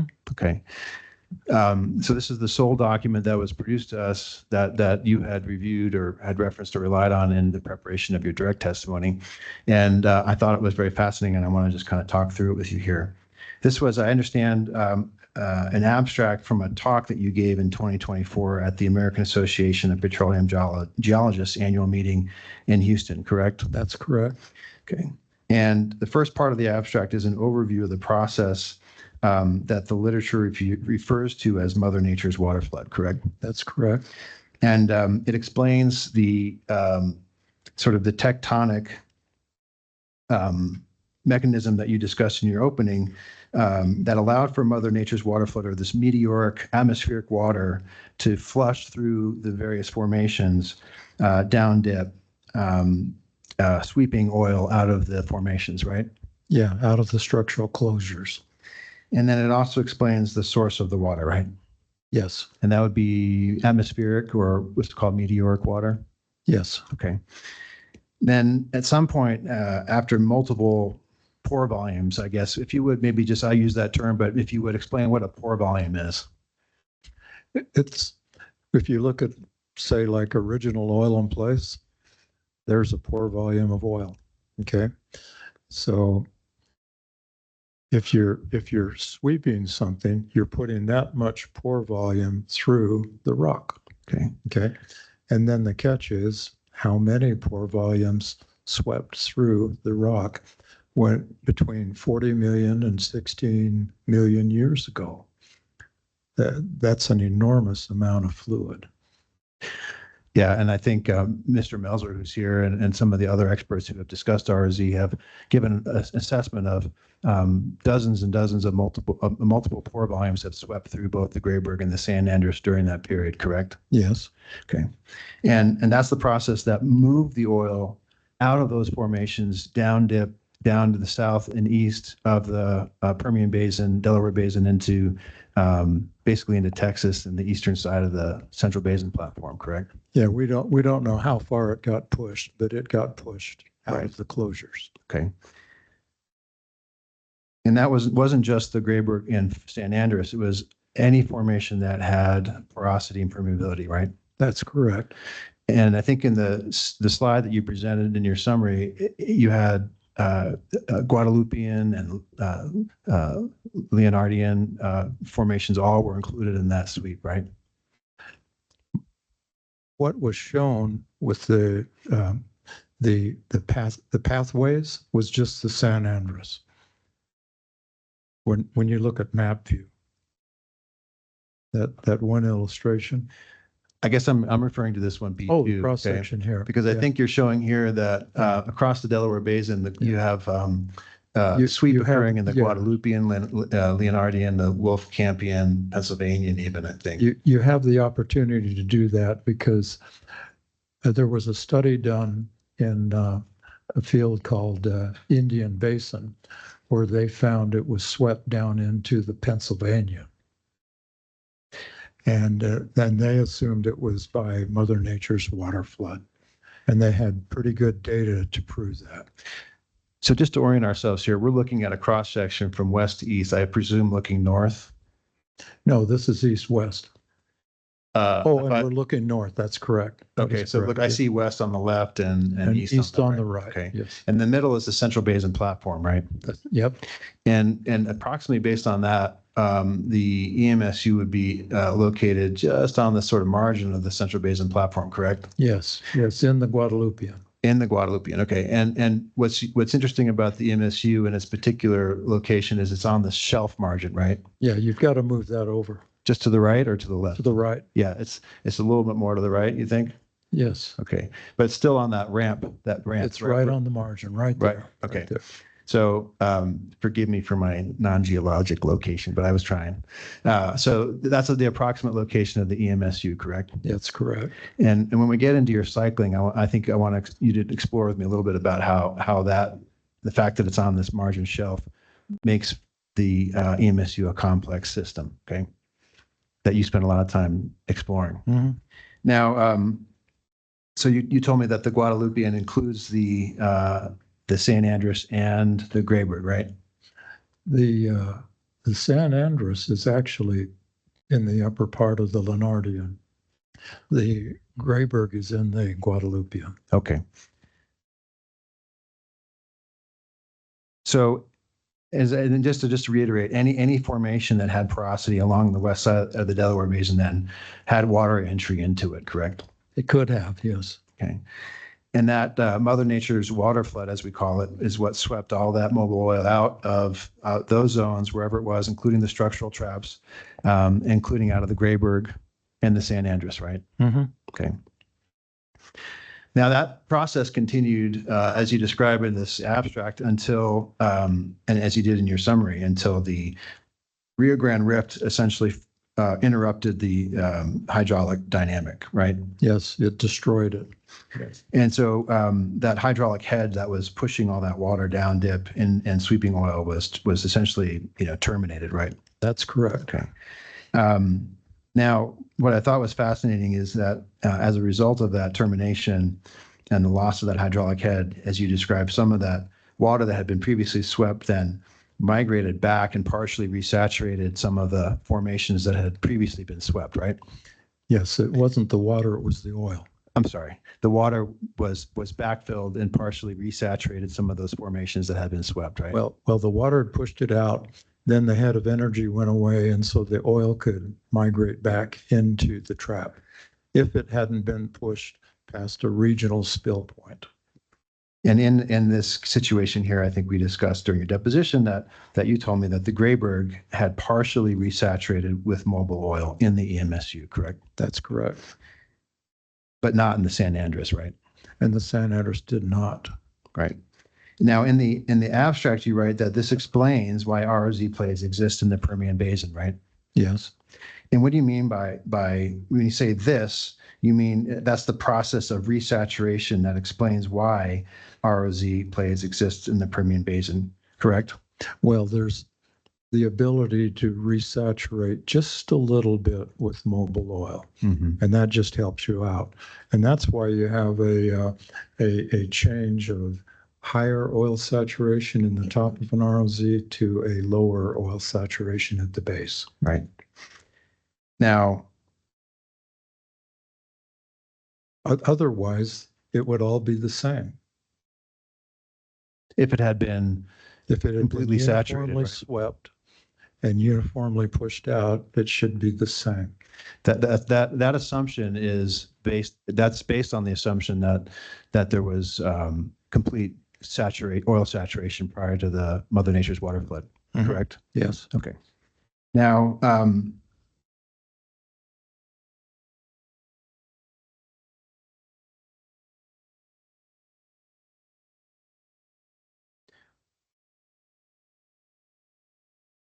so then I think we talked about this a little bit. This gets into the mobile oil.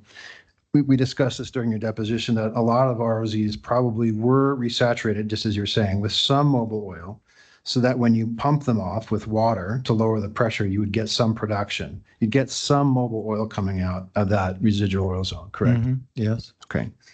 Now, because generally otherwise, right, residual oil wouldn't move. It wouldn't be mobile at in situ conditions within the reservoir because it's become essentially immobile, right? Most likely. Most likely. Most likely. And Yeah, that because process that would make it, I'm sorry, very fine line. That's a very fine line. But and you haven't looked at, and you're not aware of, you can't tell me at what oil saturation oil would become mobile, right? No. Okay. Now, the reason that oil is not mobile or not often mobile in a residual oil zone is because it had been swept so many times, multiple or dozen pore volumes of water, right? Yes. And that water strips the oil from the pores and the rocks and overcomes the van der Waals forces and whatever else is holding the oil in place and moves it down out of the structural traps, right? Yes. And all that's left then is the oil that is actually very, very well trapped to the rock and is unable to be swept, or the poor quality rock, right? Yeah, it's a residual. Okay. Yeah. And generally, after a residual oil process such as that, it's the oil that's remaining is in the porous quality rock, the lowest porosity, lowest permeability rock. It could be, yes. And that's Because likely it could still because be in some of the porous rock too, some of the wet rock, in some of the porous rocks. some of the porous rocks. Yeah. Yeah. Even though it was swept by multiple pore volumes, Mhm. how would it stay in those porous rocks? You just didn't have enough time to push it all out. Depends on the wettability of the rock. If it's oil wet, there's going to be a film around the grain around the pores, and there will be a little bit of oil left. My understanding is, Dr. Lindsay, that as a result of Mother Nature's water flood, generally the wettability will change from, if it existed before as water wet, it would generally change to oil wet. Is that your understanding as well? That's we haven't done enough work to know that. Okay, so I can't answer that question. And you haven't looked at that as part of your testimony today? No. Okay.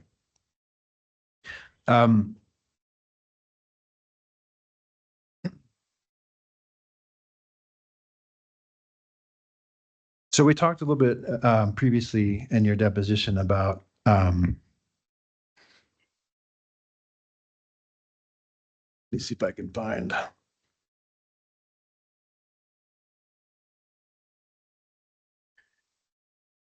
About generally how and where these ROZs were. I'm trying to think if we have a good image of the map view of how Mother Nature's water flood swept. And I don't know that it's in your testimony. Well, you have that one map right there before you of the San Andres. Which, this one here? It's This one? It's that right Yeah, I there. guess we can use this. So it's a little hard to see, and I'm going to ask your. Yeah, this is exhibit B2 of your testimony, correct? Mhm.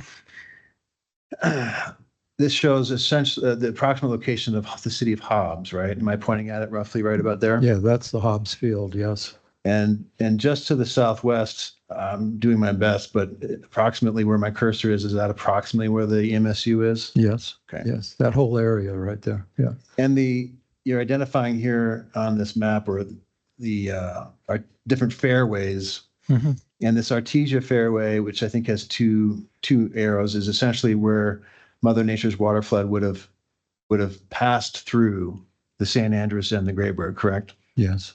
So it followed this pathway down along through the San Andres, pushing water out of the EMSU down south. Like as you said, we don't know exactly how far. Yes. But potentially down all the way into Texas. And sometimes I think there were these things called lineaments that push some of the oil across the Central Basin Platform into the Midland Basin, correct? That I don't know. Okay. But that was the general pathway that the Mother Nature's water flood followed, pushing all this water out of these zones, correct? It followed regional porosity. Okay. Yes. And Mr. Melzer and Dr. Trentham spent a lot of time evaluating what those porosities and permeabilities were in the fairways, correct? Yes, that's their map. That's their map. And when we get to their testimony, we'll get into that. Now, I asked you about this and I asked you whether or not, based on your experience and review, whether you're aware of any ROZ developments, commercial, pilot, any kind of ROZ development that's on the west side of this Central Basin Platform in the fairway that we just discussed. On the Central Basin Platform? To the west of it. Or to the west, so that would include the Northwest Shelf? I'm excluding the Northwest Shelf. Okay. I'm not aware of any. Okay. In fact, all the ROZ developments, commercial, pilot, or otherwise, are either on the Northwest Shelf up here or just above the Central Basin Platform or on the eastern edge of the Central Basin Platform to the middle third of the Central Basin Platform, correct? It'd be over like around Seminole and other areas along there. Right. Yeah. Yeah. In fact, that's where all the major ROZ developments are located, correct? Well, and further north. And further north, along the Yeah, along the northwestern northwest shelf, Right. yes. Okay. Now, going back to your abstract here that we were discussing, you divide the ROZs between an upper and a lower ROZ, correct? Yes, And in this abstract, you describe that the upper ROZs all have higher oil saturations, correct? yes, And then, and those, as you describe in your abstract, those are potentially productive, right? yes, And then you say the lower ROZ just remains an ROZ, right? yes, Okay. And in your abstract, you say that evidence for these two reservoirs being completely swept of mobile oil is from this detailed reservoir characterization that you discuss in this abstract. And really, in this case, we're focused on two fields, the EMSU and the, what was the other one? McElroy field, right? yes, And that McElroy field was also the subject of, was included in your PhD dissertation? that's correct. Okay. And as I scroll up here on the right side, you give a long list of the types of data and the reservoir characterizations that you did that helped you to identify the Grayberg as a potential ROZ, correct? Yes, And all these data points and reservoir characterization, reservoir traits were all limited to the Grayberg, correct? that's correct. Okay.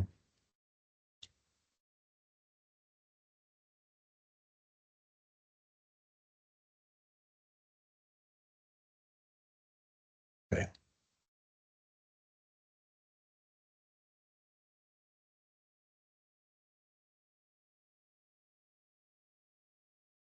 Now,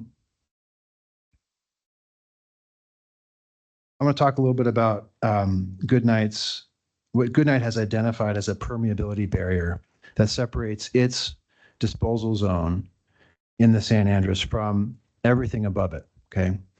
At the time you prepared your direct written testimony back in August of 2024, you did not evaluate where Goodnight had identified a permeability barrier in its wells, correct?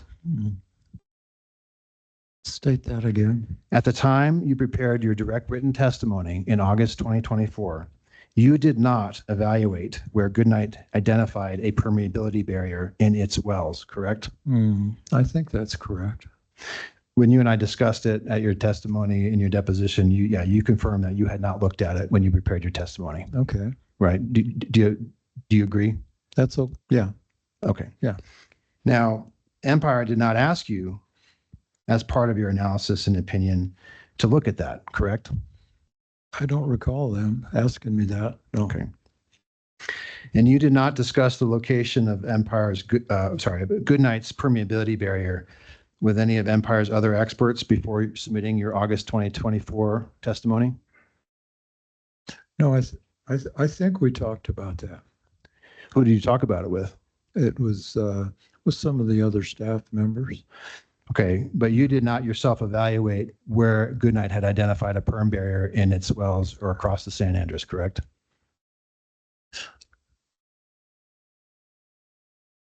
Let's see. I have to think about that because Let me put it this way, Dr. Lindsay. Oh, go ahead. we thought when I was first doing my work, I thought there might be a barrier there. But then the more closer you start to look at the database, where you have a little bit of data, you find out those tight spots, less porous spots, come and go. Where? That's the top of the San Andres. What you define as the San Andres, correct? Which is the San Andres. I know. So, but in terms of where Goodnight had picked a perm barrier, you did not evaluate where that is located, correct? No, because I kind of couldn't find one, to tell you the truth. Okay, but you didn't look at their testimony or their analyses or their experts to decide where they were putting it, right? No. Okay. Yeah. And Empire didn't ask you to do that, did they? No. Okay. And at the time of your August 2024 testimony, you had not evaluated the San Andres top picks used by any of the other saltwater disposal operators in and around the EMSU, right? No. Okay. And at the time of your 2024 testimony, you also did not evaluate all the different picks that Empire had picked for the top of the San Andreas across all its wells in its structure maps, right? No.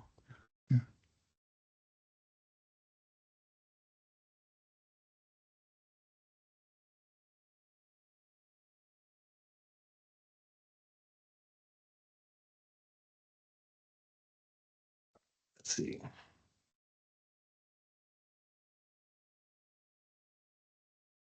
Sticking on the same topic, I'm going back to your testimony from 2024 Exhibit B, and I'm going to the header labeled F. And here it says, you say that documentation shows there's not an effective seal between the overlying Grayburg producing zone and the underlying San Andreas. And then it says in parentheses, can be found in SPE papers, correct? Mm-hmm. Okay. Now the phrase in parentheses can be found in SPE papers. That's not your testimony, is it? No, Mr. Wheeler, Jack Wheeler with Empire added that to your testimony, correct? I think so. Yes. Okay. And you did not adopt that statement as part of your testimony, correct? Yes. Correct? Yes. Because you told me during your deposition that you don't have any SPE papers to show that, correct? That's correct. But then I did get an SPE paper later. Which is that? It's on Seminole San Andreas Unit. Who is the author? There's a series of authors with Hess. Okay, was that included in any of the documents that you reviewed, referenced, or relied on that you provided to Goodnight? No. No. When did you? More recent. Okay, when did you become aware of this paper? About a month or two ago. Who brought it to your attention? A friend of mine, Bob Trenum. Okay. And so if I ask you for it during a break, is that something that maybe you could provide to me? We could give it to you, yes. Okay. I'd have an attorney give it to you. But you're not, as you sit here, you don't know who the authors are or when it was published? I have it in my backpack. I could print it off and you could have a copy. Just so everybody's aware, because I think it'd be helpful to place where we're talking about here. So we're some distance to the southwest of Hobbs with EMSU, but the Seminole San Andreas unit is over here on the northern portion of the Central Basin platform, correct? Mm-hmm. Okay. Yes. So that's the location you're talking about? Yes. Okay.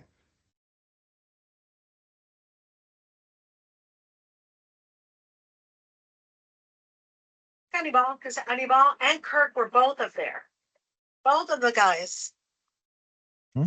What's that?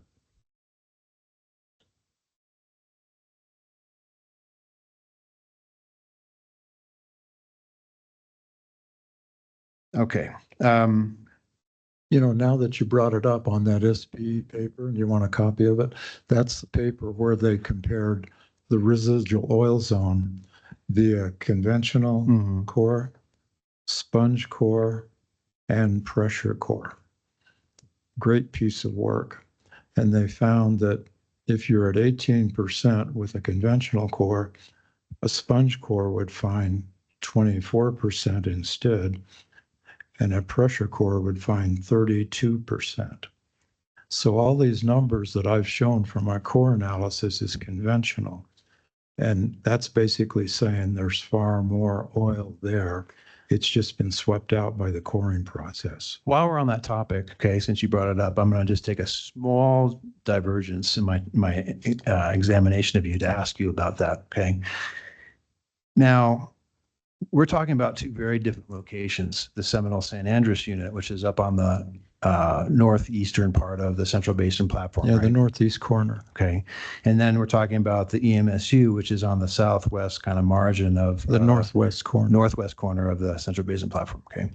Now, in your understanding, have you yourself done any analysis or evaluation of the effect of conventional core and bleeding off of oil saturation from that coring process?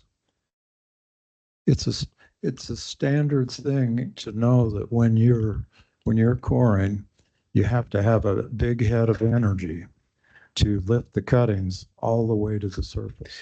So you're probably 1,000 pounds of extra pressure that's sweeping through the core and pushing all this oil out. Then when you pull the core to the surface, more oil goes out on top of that.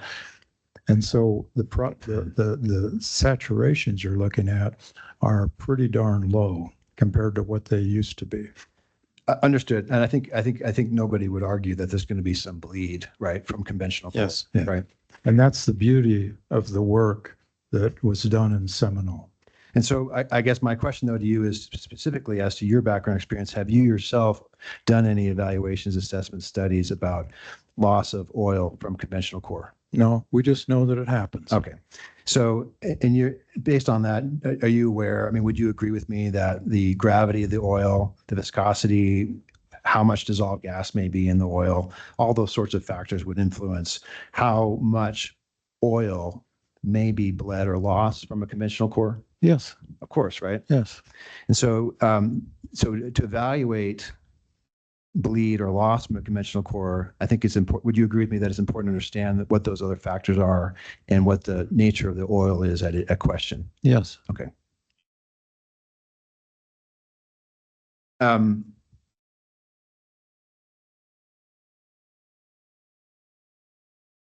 right. We got distracted a little bit, but I was trying to get into this section here with a header F. And we talked a little bit about this header and the statement about these SPE papers. Okay. Do you know, Dr. Lindsay, if the SP paper you're referring to about these conventional cores of the SSAU, do you know if those are the papers that Mr. Wheeler was thinking about when he inserted that in your testimony? I have no idea. Okay.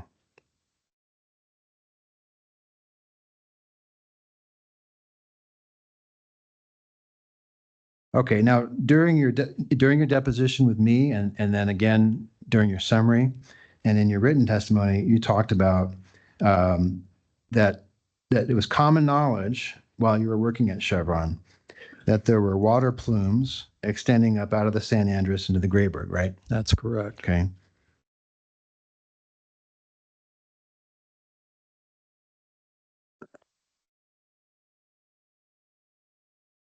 And I think you told me, and I don't recall if it was stated in your summary, but you told me during your deposition that no one had mapped them, right?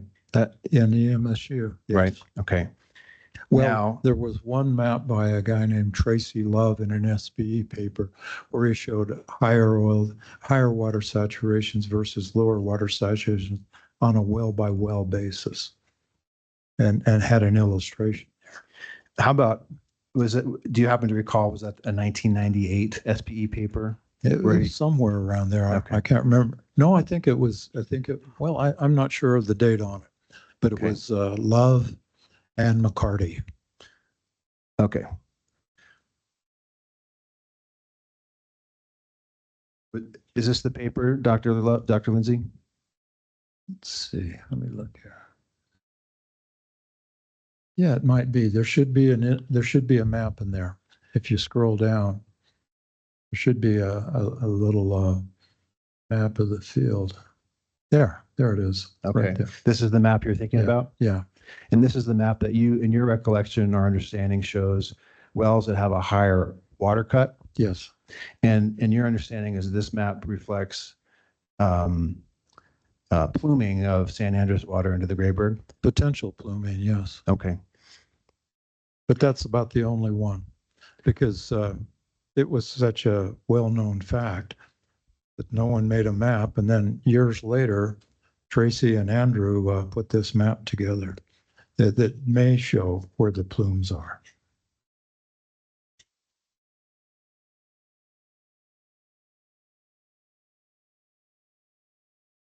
So if I look at this map, and I'm going to just go down and I'm going to highlight, I've highlighted here what the title of this figure is, and it says, wells that have symptoms of poor reservoir conformance are marked by a large circle. So your understanding is that the wells with these big circles are the wells where there were higher water cut, correct? There should be, yes. Okay. And when I'll scroll back up because I think they discussed this figure up here in the paper, okay? And just to be clear, just for the benefit of the commissioners, I'm gonna ask that this paper, because I don't think it's already in evidence, I'm gonna ask that this paper be marked as Goodnight cross-examination or cross exhibit number 1. Okay, I haven't yet marked it, but I will do so and I'll submit it for the record. Okay, but I haven't yet introduced it as as an exhibit. Does Empire object? No, no objection. No objection from OCD. Objections from Pilot or Rice? No objections from Pilot. Hearing nothing from Rice, I'm assuming no one objects. It'll be admitted. Okay, so this paper is titled Problem Diagnosis, Treatment Design, and Implementation Process Improves Water Flood Conformance. You get that right? Mhm. And the lead author here is Mr. Tracy Love with Chevron, followed by Andrew McCarty of Chevron, and then some other folks, right? Yes. And basically, you know, without getting into detail here, this paper is a summary of the issues identified by Chevron when they first initiated the water flood at the EMSU. Problems with conformance, fast cycling of water, breakthroughs, permeability streaks, that sort of thing. Do you recall that, this paper? That's correct. Okay.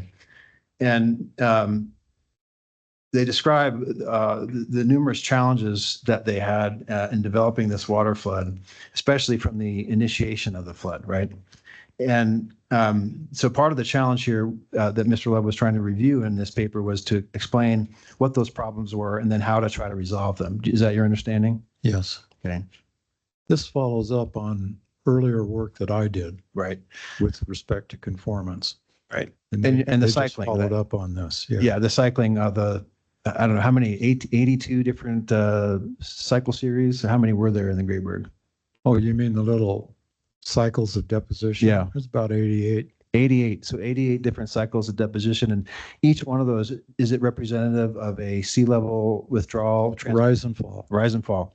So during the period of deposition that comprises the Grayburg and San Andreas, or actually just the Grayburg, right? There are more than 88 different cycles of sea level rise and fall. There's 88 that I could count, if I remember correctly. Okay. And that results in a very complex reservoir, agree? Yes. Okay. And part of the challenge of this water flood was understanding the complexity from one zone to the next. Yes. And even within those zones that you identified to me, zones 1 through 6, there are highly variable permeability streaks within each of those zones, correct? Yes. I think that we identified which ones were the bigger problems. That's why we did the conformance work. Right. Some of them were bigger problems than others, right? Yes. And so there was high variability in the horizontal permeability, but also in the vertical permeability too, within the Grayburg, right? There seems to be, if you're looking at matrix permeability, there's more with respect to horizontal than vertical. Okay. There's more permeability horizontally, meaning it's more problems. More problem. Higher. Now, you have these vertical fractures, and they're little hairline features, okay? And their solution widened a little bit. A lot of those, we just had to kind of, they will have the most permeability, okay? And that's what makes the plumes that come up. But then there's these horizontal layers that have high permeability too, where you can take water from here and go through like that very quick. And so this conformance work that this paper's talking about, and that what I was trying to do was trying to solve these problems, not these problems. Right. Okay. Understood. And that's all within the Grayburg, right? Yes. Okay. So just an overview, okay, of what this paper is all about. And he, as we discussed previously, we showed the map where there are some wells where there are particular problems. And I think this particular paper was focused in particular on a certain area that he calls the diamond the conformance diamond, okay? It's here in figure 8, and it's a diamond of a number of patterns, water flood patterns that were particularly troubling, as I understand. Is that correct? I don't know if that was the worst spot. We worked on a spot that I thought was worse than this, but that's just life. But my understanding is that that conformance diamond is within this area with the greatest collection of these enlarged circles, right? Okay. So going back up to this section here where Mr. Love describes what the figure represents, he goes on to describe, he says, conformance problems were observed over the entire field, and then he cites to that figure 7, right? Okay. And he says a focus area referred to as the conformance diamond was defined as a pilot area for the conformance improvement work. And then he cites to figure 8, which is that conformance diamond showing the different water flood patterns that he was evaluating, right? Commissioners, I'm sorry, I have an objection to Mr. Rankin really testifying and reading the article, I think. It speaks for itself. I'm just giving a summary. If Dr. Lindsay disagrees with my characterization, I think he can tell me. Well, I'll just tell you this, that I think Tracy and Andrew were making something very simple much more complicated. If we can go back to the map that shows the field, the worst spot was up in the northwest corner, where there was a well that injected water, 800 barrels a day on vacuum. Never built a pound of pressure year after year. And we went in and found that it was connected from north to south to the nearest producing well. And all we had to do was, once we realized the path, is just go in and squeeze it off. That's all we had to do. And it's very simple kind of work. And what they're doing is they're kind of making it a little bit too complicated. Looking at this map, Dr. Lindsay, do you know roughly where Goodnight's existing saltwater disposal wells are? I just have a rough idea, that's all. What's your rough idea? To the south, in the southern part. Down in this area here? Yes. Okay.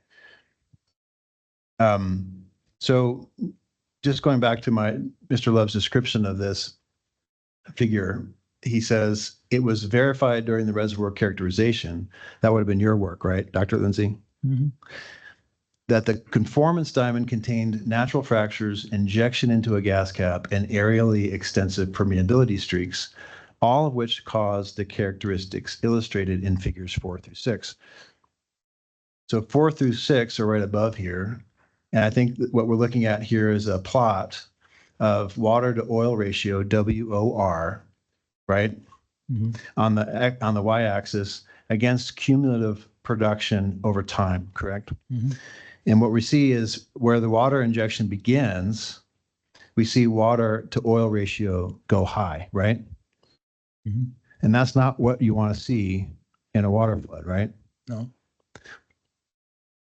Figure 5 is a diagnostic plot for a production well in direct communication with an injection well. And again, on the y-axis, we have production, which is rates or barrels per day.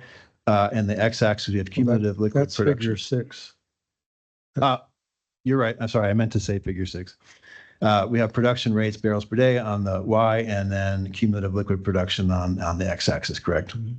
And again, we see where water flood begins, and the circles are water and the diamonds are oil. And so we see the circles go up, meaning water production goes up and oil production drops, right? Okay. Okay. And then figure 6 is, again, another plot showing production and injection rates on the y-axis for both for water, oil, and water injection. So water production, oil production, and water injection. And on the x-axis, we have cumulative production days. So we have time on the x and production and injection on the y. And we see when water injection commences, we see oil production drop and water production kind of continue up a pace. Correct? Mm-hmm. Okay. So those are the problems that he's referring to that were occurring in the field that they were trying to figure out. The next sentence here, he says, furthermore, these problems were isolated to zones 1 and 2 in the conformance diamond. And the overall goal for the conformance diamond was to increase oil production and decrease water cycling, correct? So what he's telling me here is that the problems that they've identified in 1998 that you're referring to here is isolated to just zones 1 and 2. And I'm going to go over to your exhibit B, and I'm going to pull up your cycling image as soon as I can find it.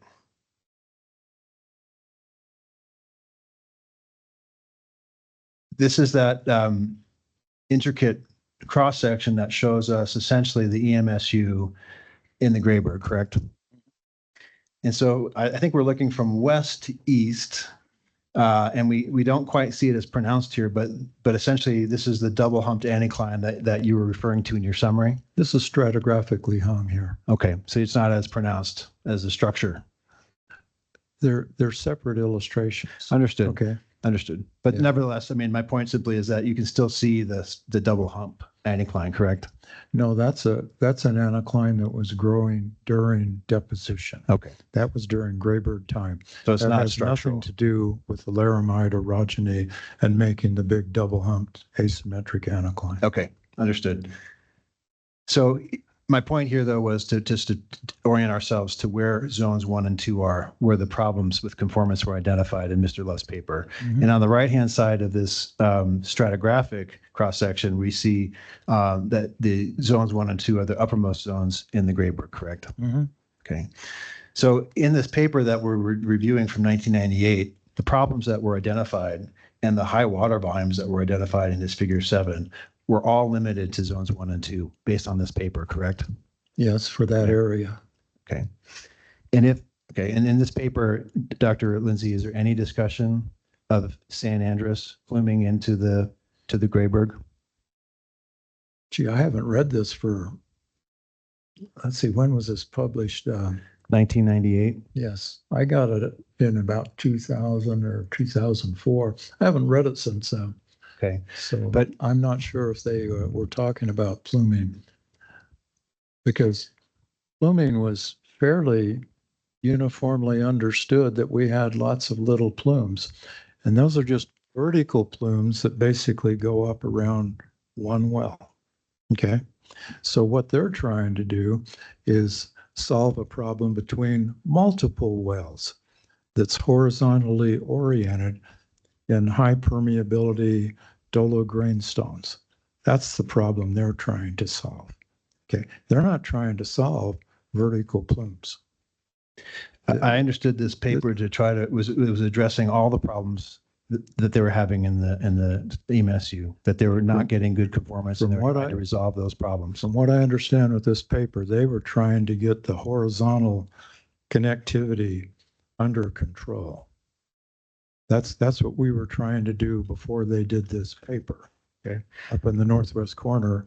And we were looking at the base of zone 1, where there was a dolo grainstone that in one area of it, it had 2.2 darcies of permeability. In another area, it had about 750 millidarcies of permeability in just a little bed that was 5 feet thick. That was the problem, because you're taking all the injected fluid through 5 feet and it's not going up in any other intervals. It's not going down in any other intervals. You're wasting all this time and money cycling water through a dinky little 5-foot interval. So the whole idea was to isolate it and force the fluid to go laterally in other directions in that little 5-foot bed, but then also go up into other beds of strata up and below. That's the whole idea with conformance work. And that's what these guys were trying to do as well. Yeah, so it had nothing to do with vertical plumes. Dr. Lindsay, in your deposition with me and earlier today, I was asking you about whether or not you had any maps showing vertical pluming, and you identified Mr. Tracy as having prepared maps that were representative of vertical pluming. And in your deposition, you told me that he had written a paper, an SPE paper, on identifying the issues that reflected high water cuts for wells as a result of vertical pluming. And I'm asking you, I've looked at this paper and I've looked for other papers that address it. In this particular paper, Mr. Love was trying to evaluate impacts that were causing problems in the Grayburg water flood, and he does not address or identify any discussion of vertical pluming of the San Andres and the Grayburg. No. I object to the question. Do you agree that he does not address any vertical pluming into the Grayburg? Dr. Lindsay, you can wait until there's a ruling on my objection, please. Okay. It's overruled. Okay. They were chasing horizontal permeability problems, Okay. not vertical. Okay. Dr. Lindsay, you told me just before I pulled up this exhibit that this paper was going to address vertical pluming into the Grayburg. Do you remember that? No, I just said that there were a map that would show where there's higher water production, and that might be where the plumes are. Okay. And in this That's paper, what Mr. Love is saying is that those higher water cut values are a result of poor conformance within zones 1 and 2. Do you disagree with that? They could be, and they might not be. Okay, very good. Okay. Mr. Hearing Officer, we're about 4 minutes before noon. And before I get into any other testimony, I think it might be a good time just to go ahead and take a break here. My stomach tells me it is. So I wonder if anybody else would like to take a short break. Well, why don't we, I'm sure lunch is on people's minds, so why don't we go ahead, you're reading my mind, Mr. Rankin, why don't we go ahead and break for lunch? Is an hour enough time for everybody? Pardon? Let's give an hour and 15. An hour and 15, okay, so let's be back at 1:15. Thank you. All right, and then Madam Court Reporter, we can be off the record for lunch. One procedural question, are we going to lock the conference room during the lunch hour? I think it would help counsel not have to schlep literally everything in and out. Thank you, Mr. Chair. Sheila, can you just make sure the door is locked afterwards? Thank you.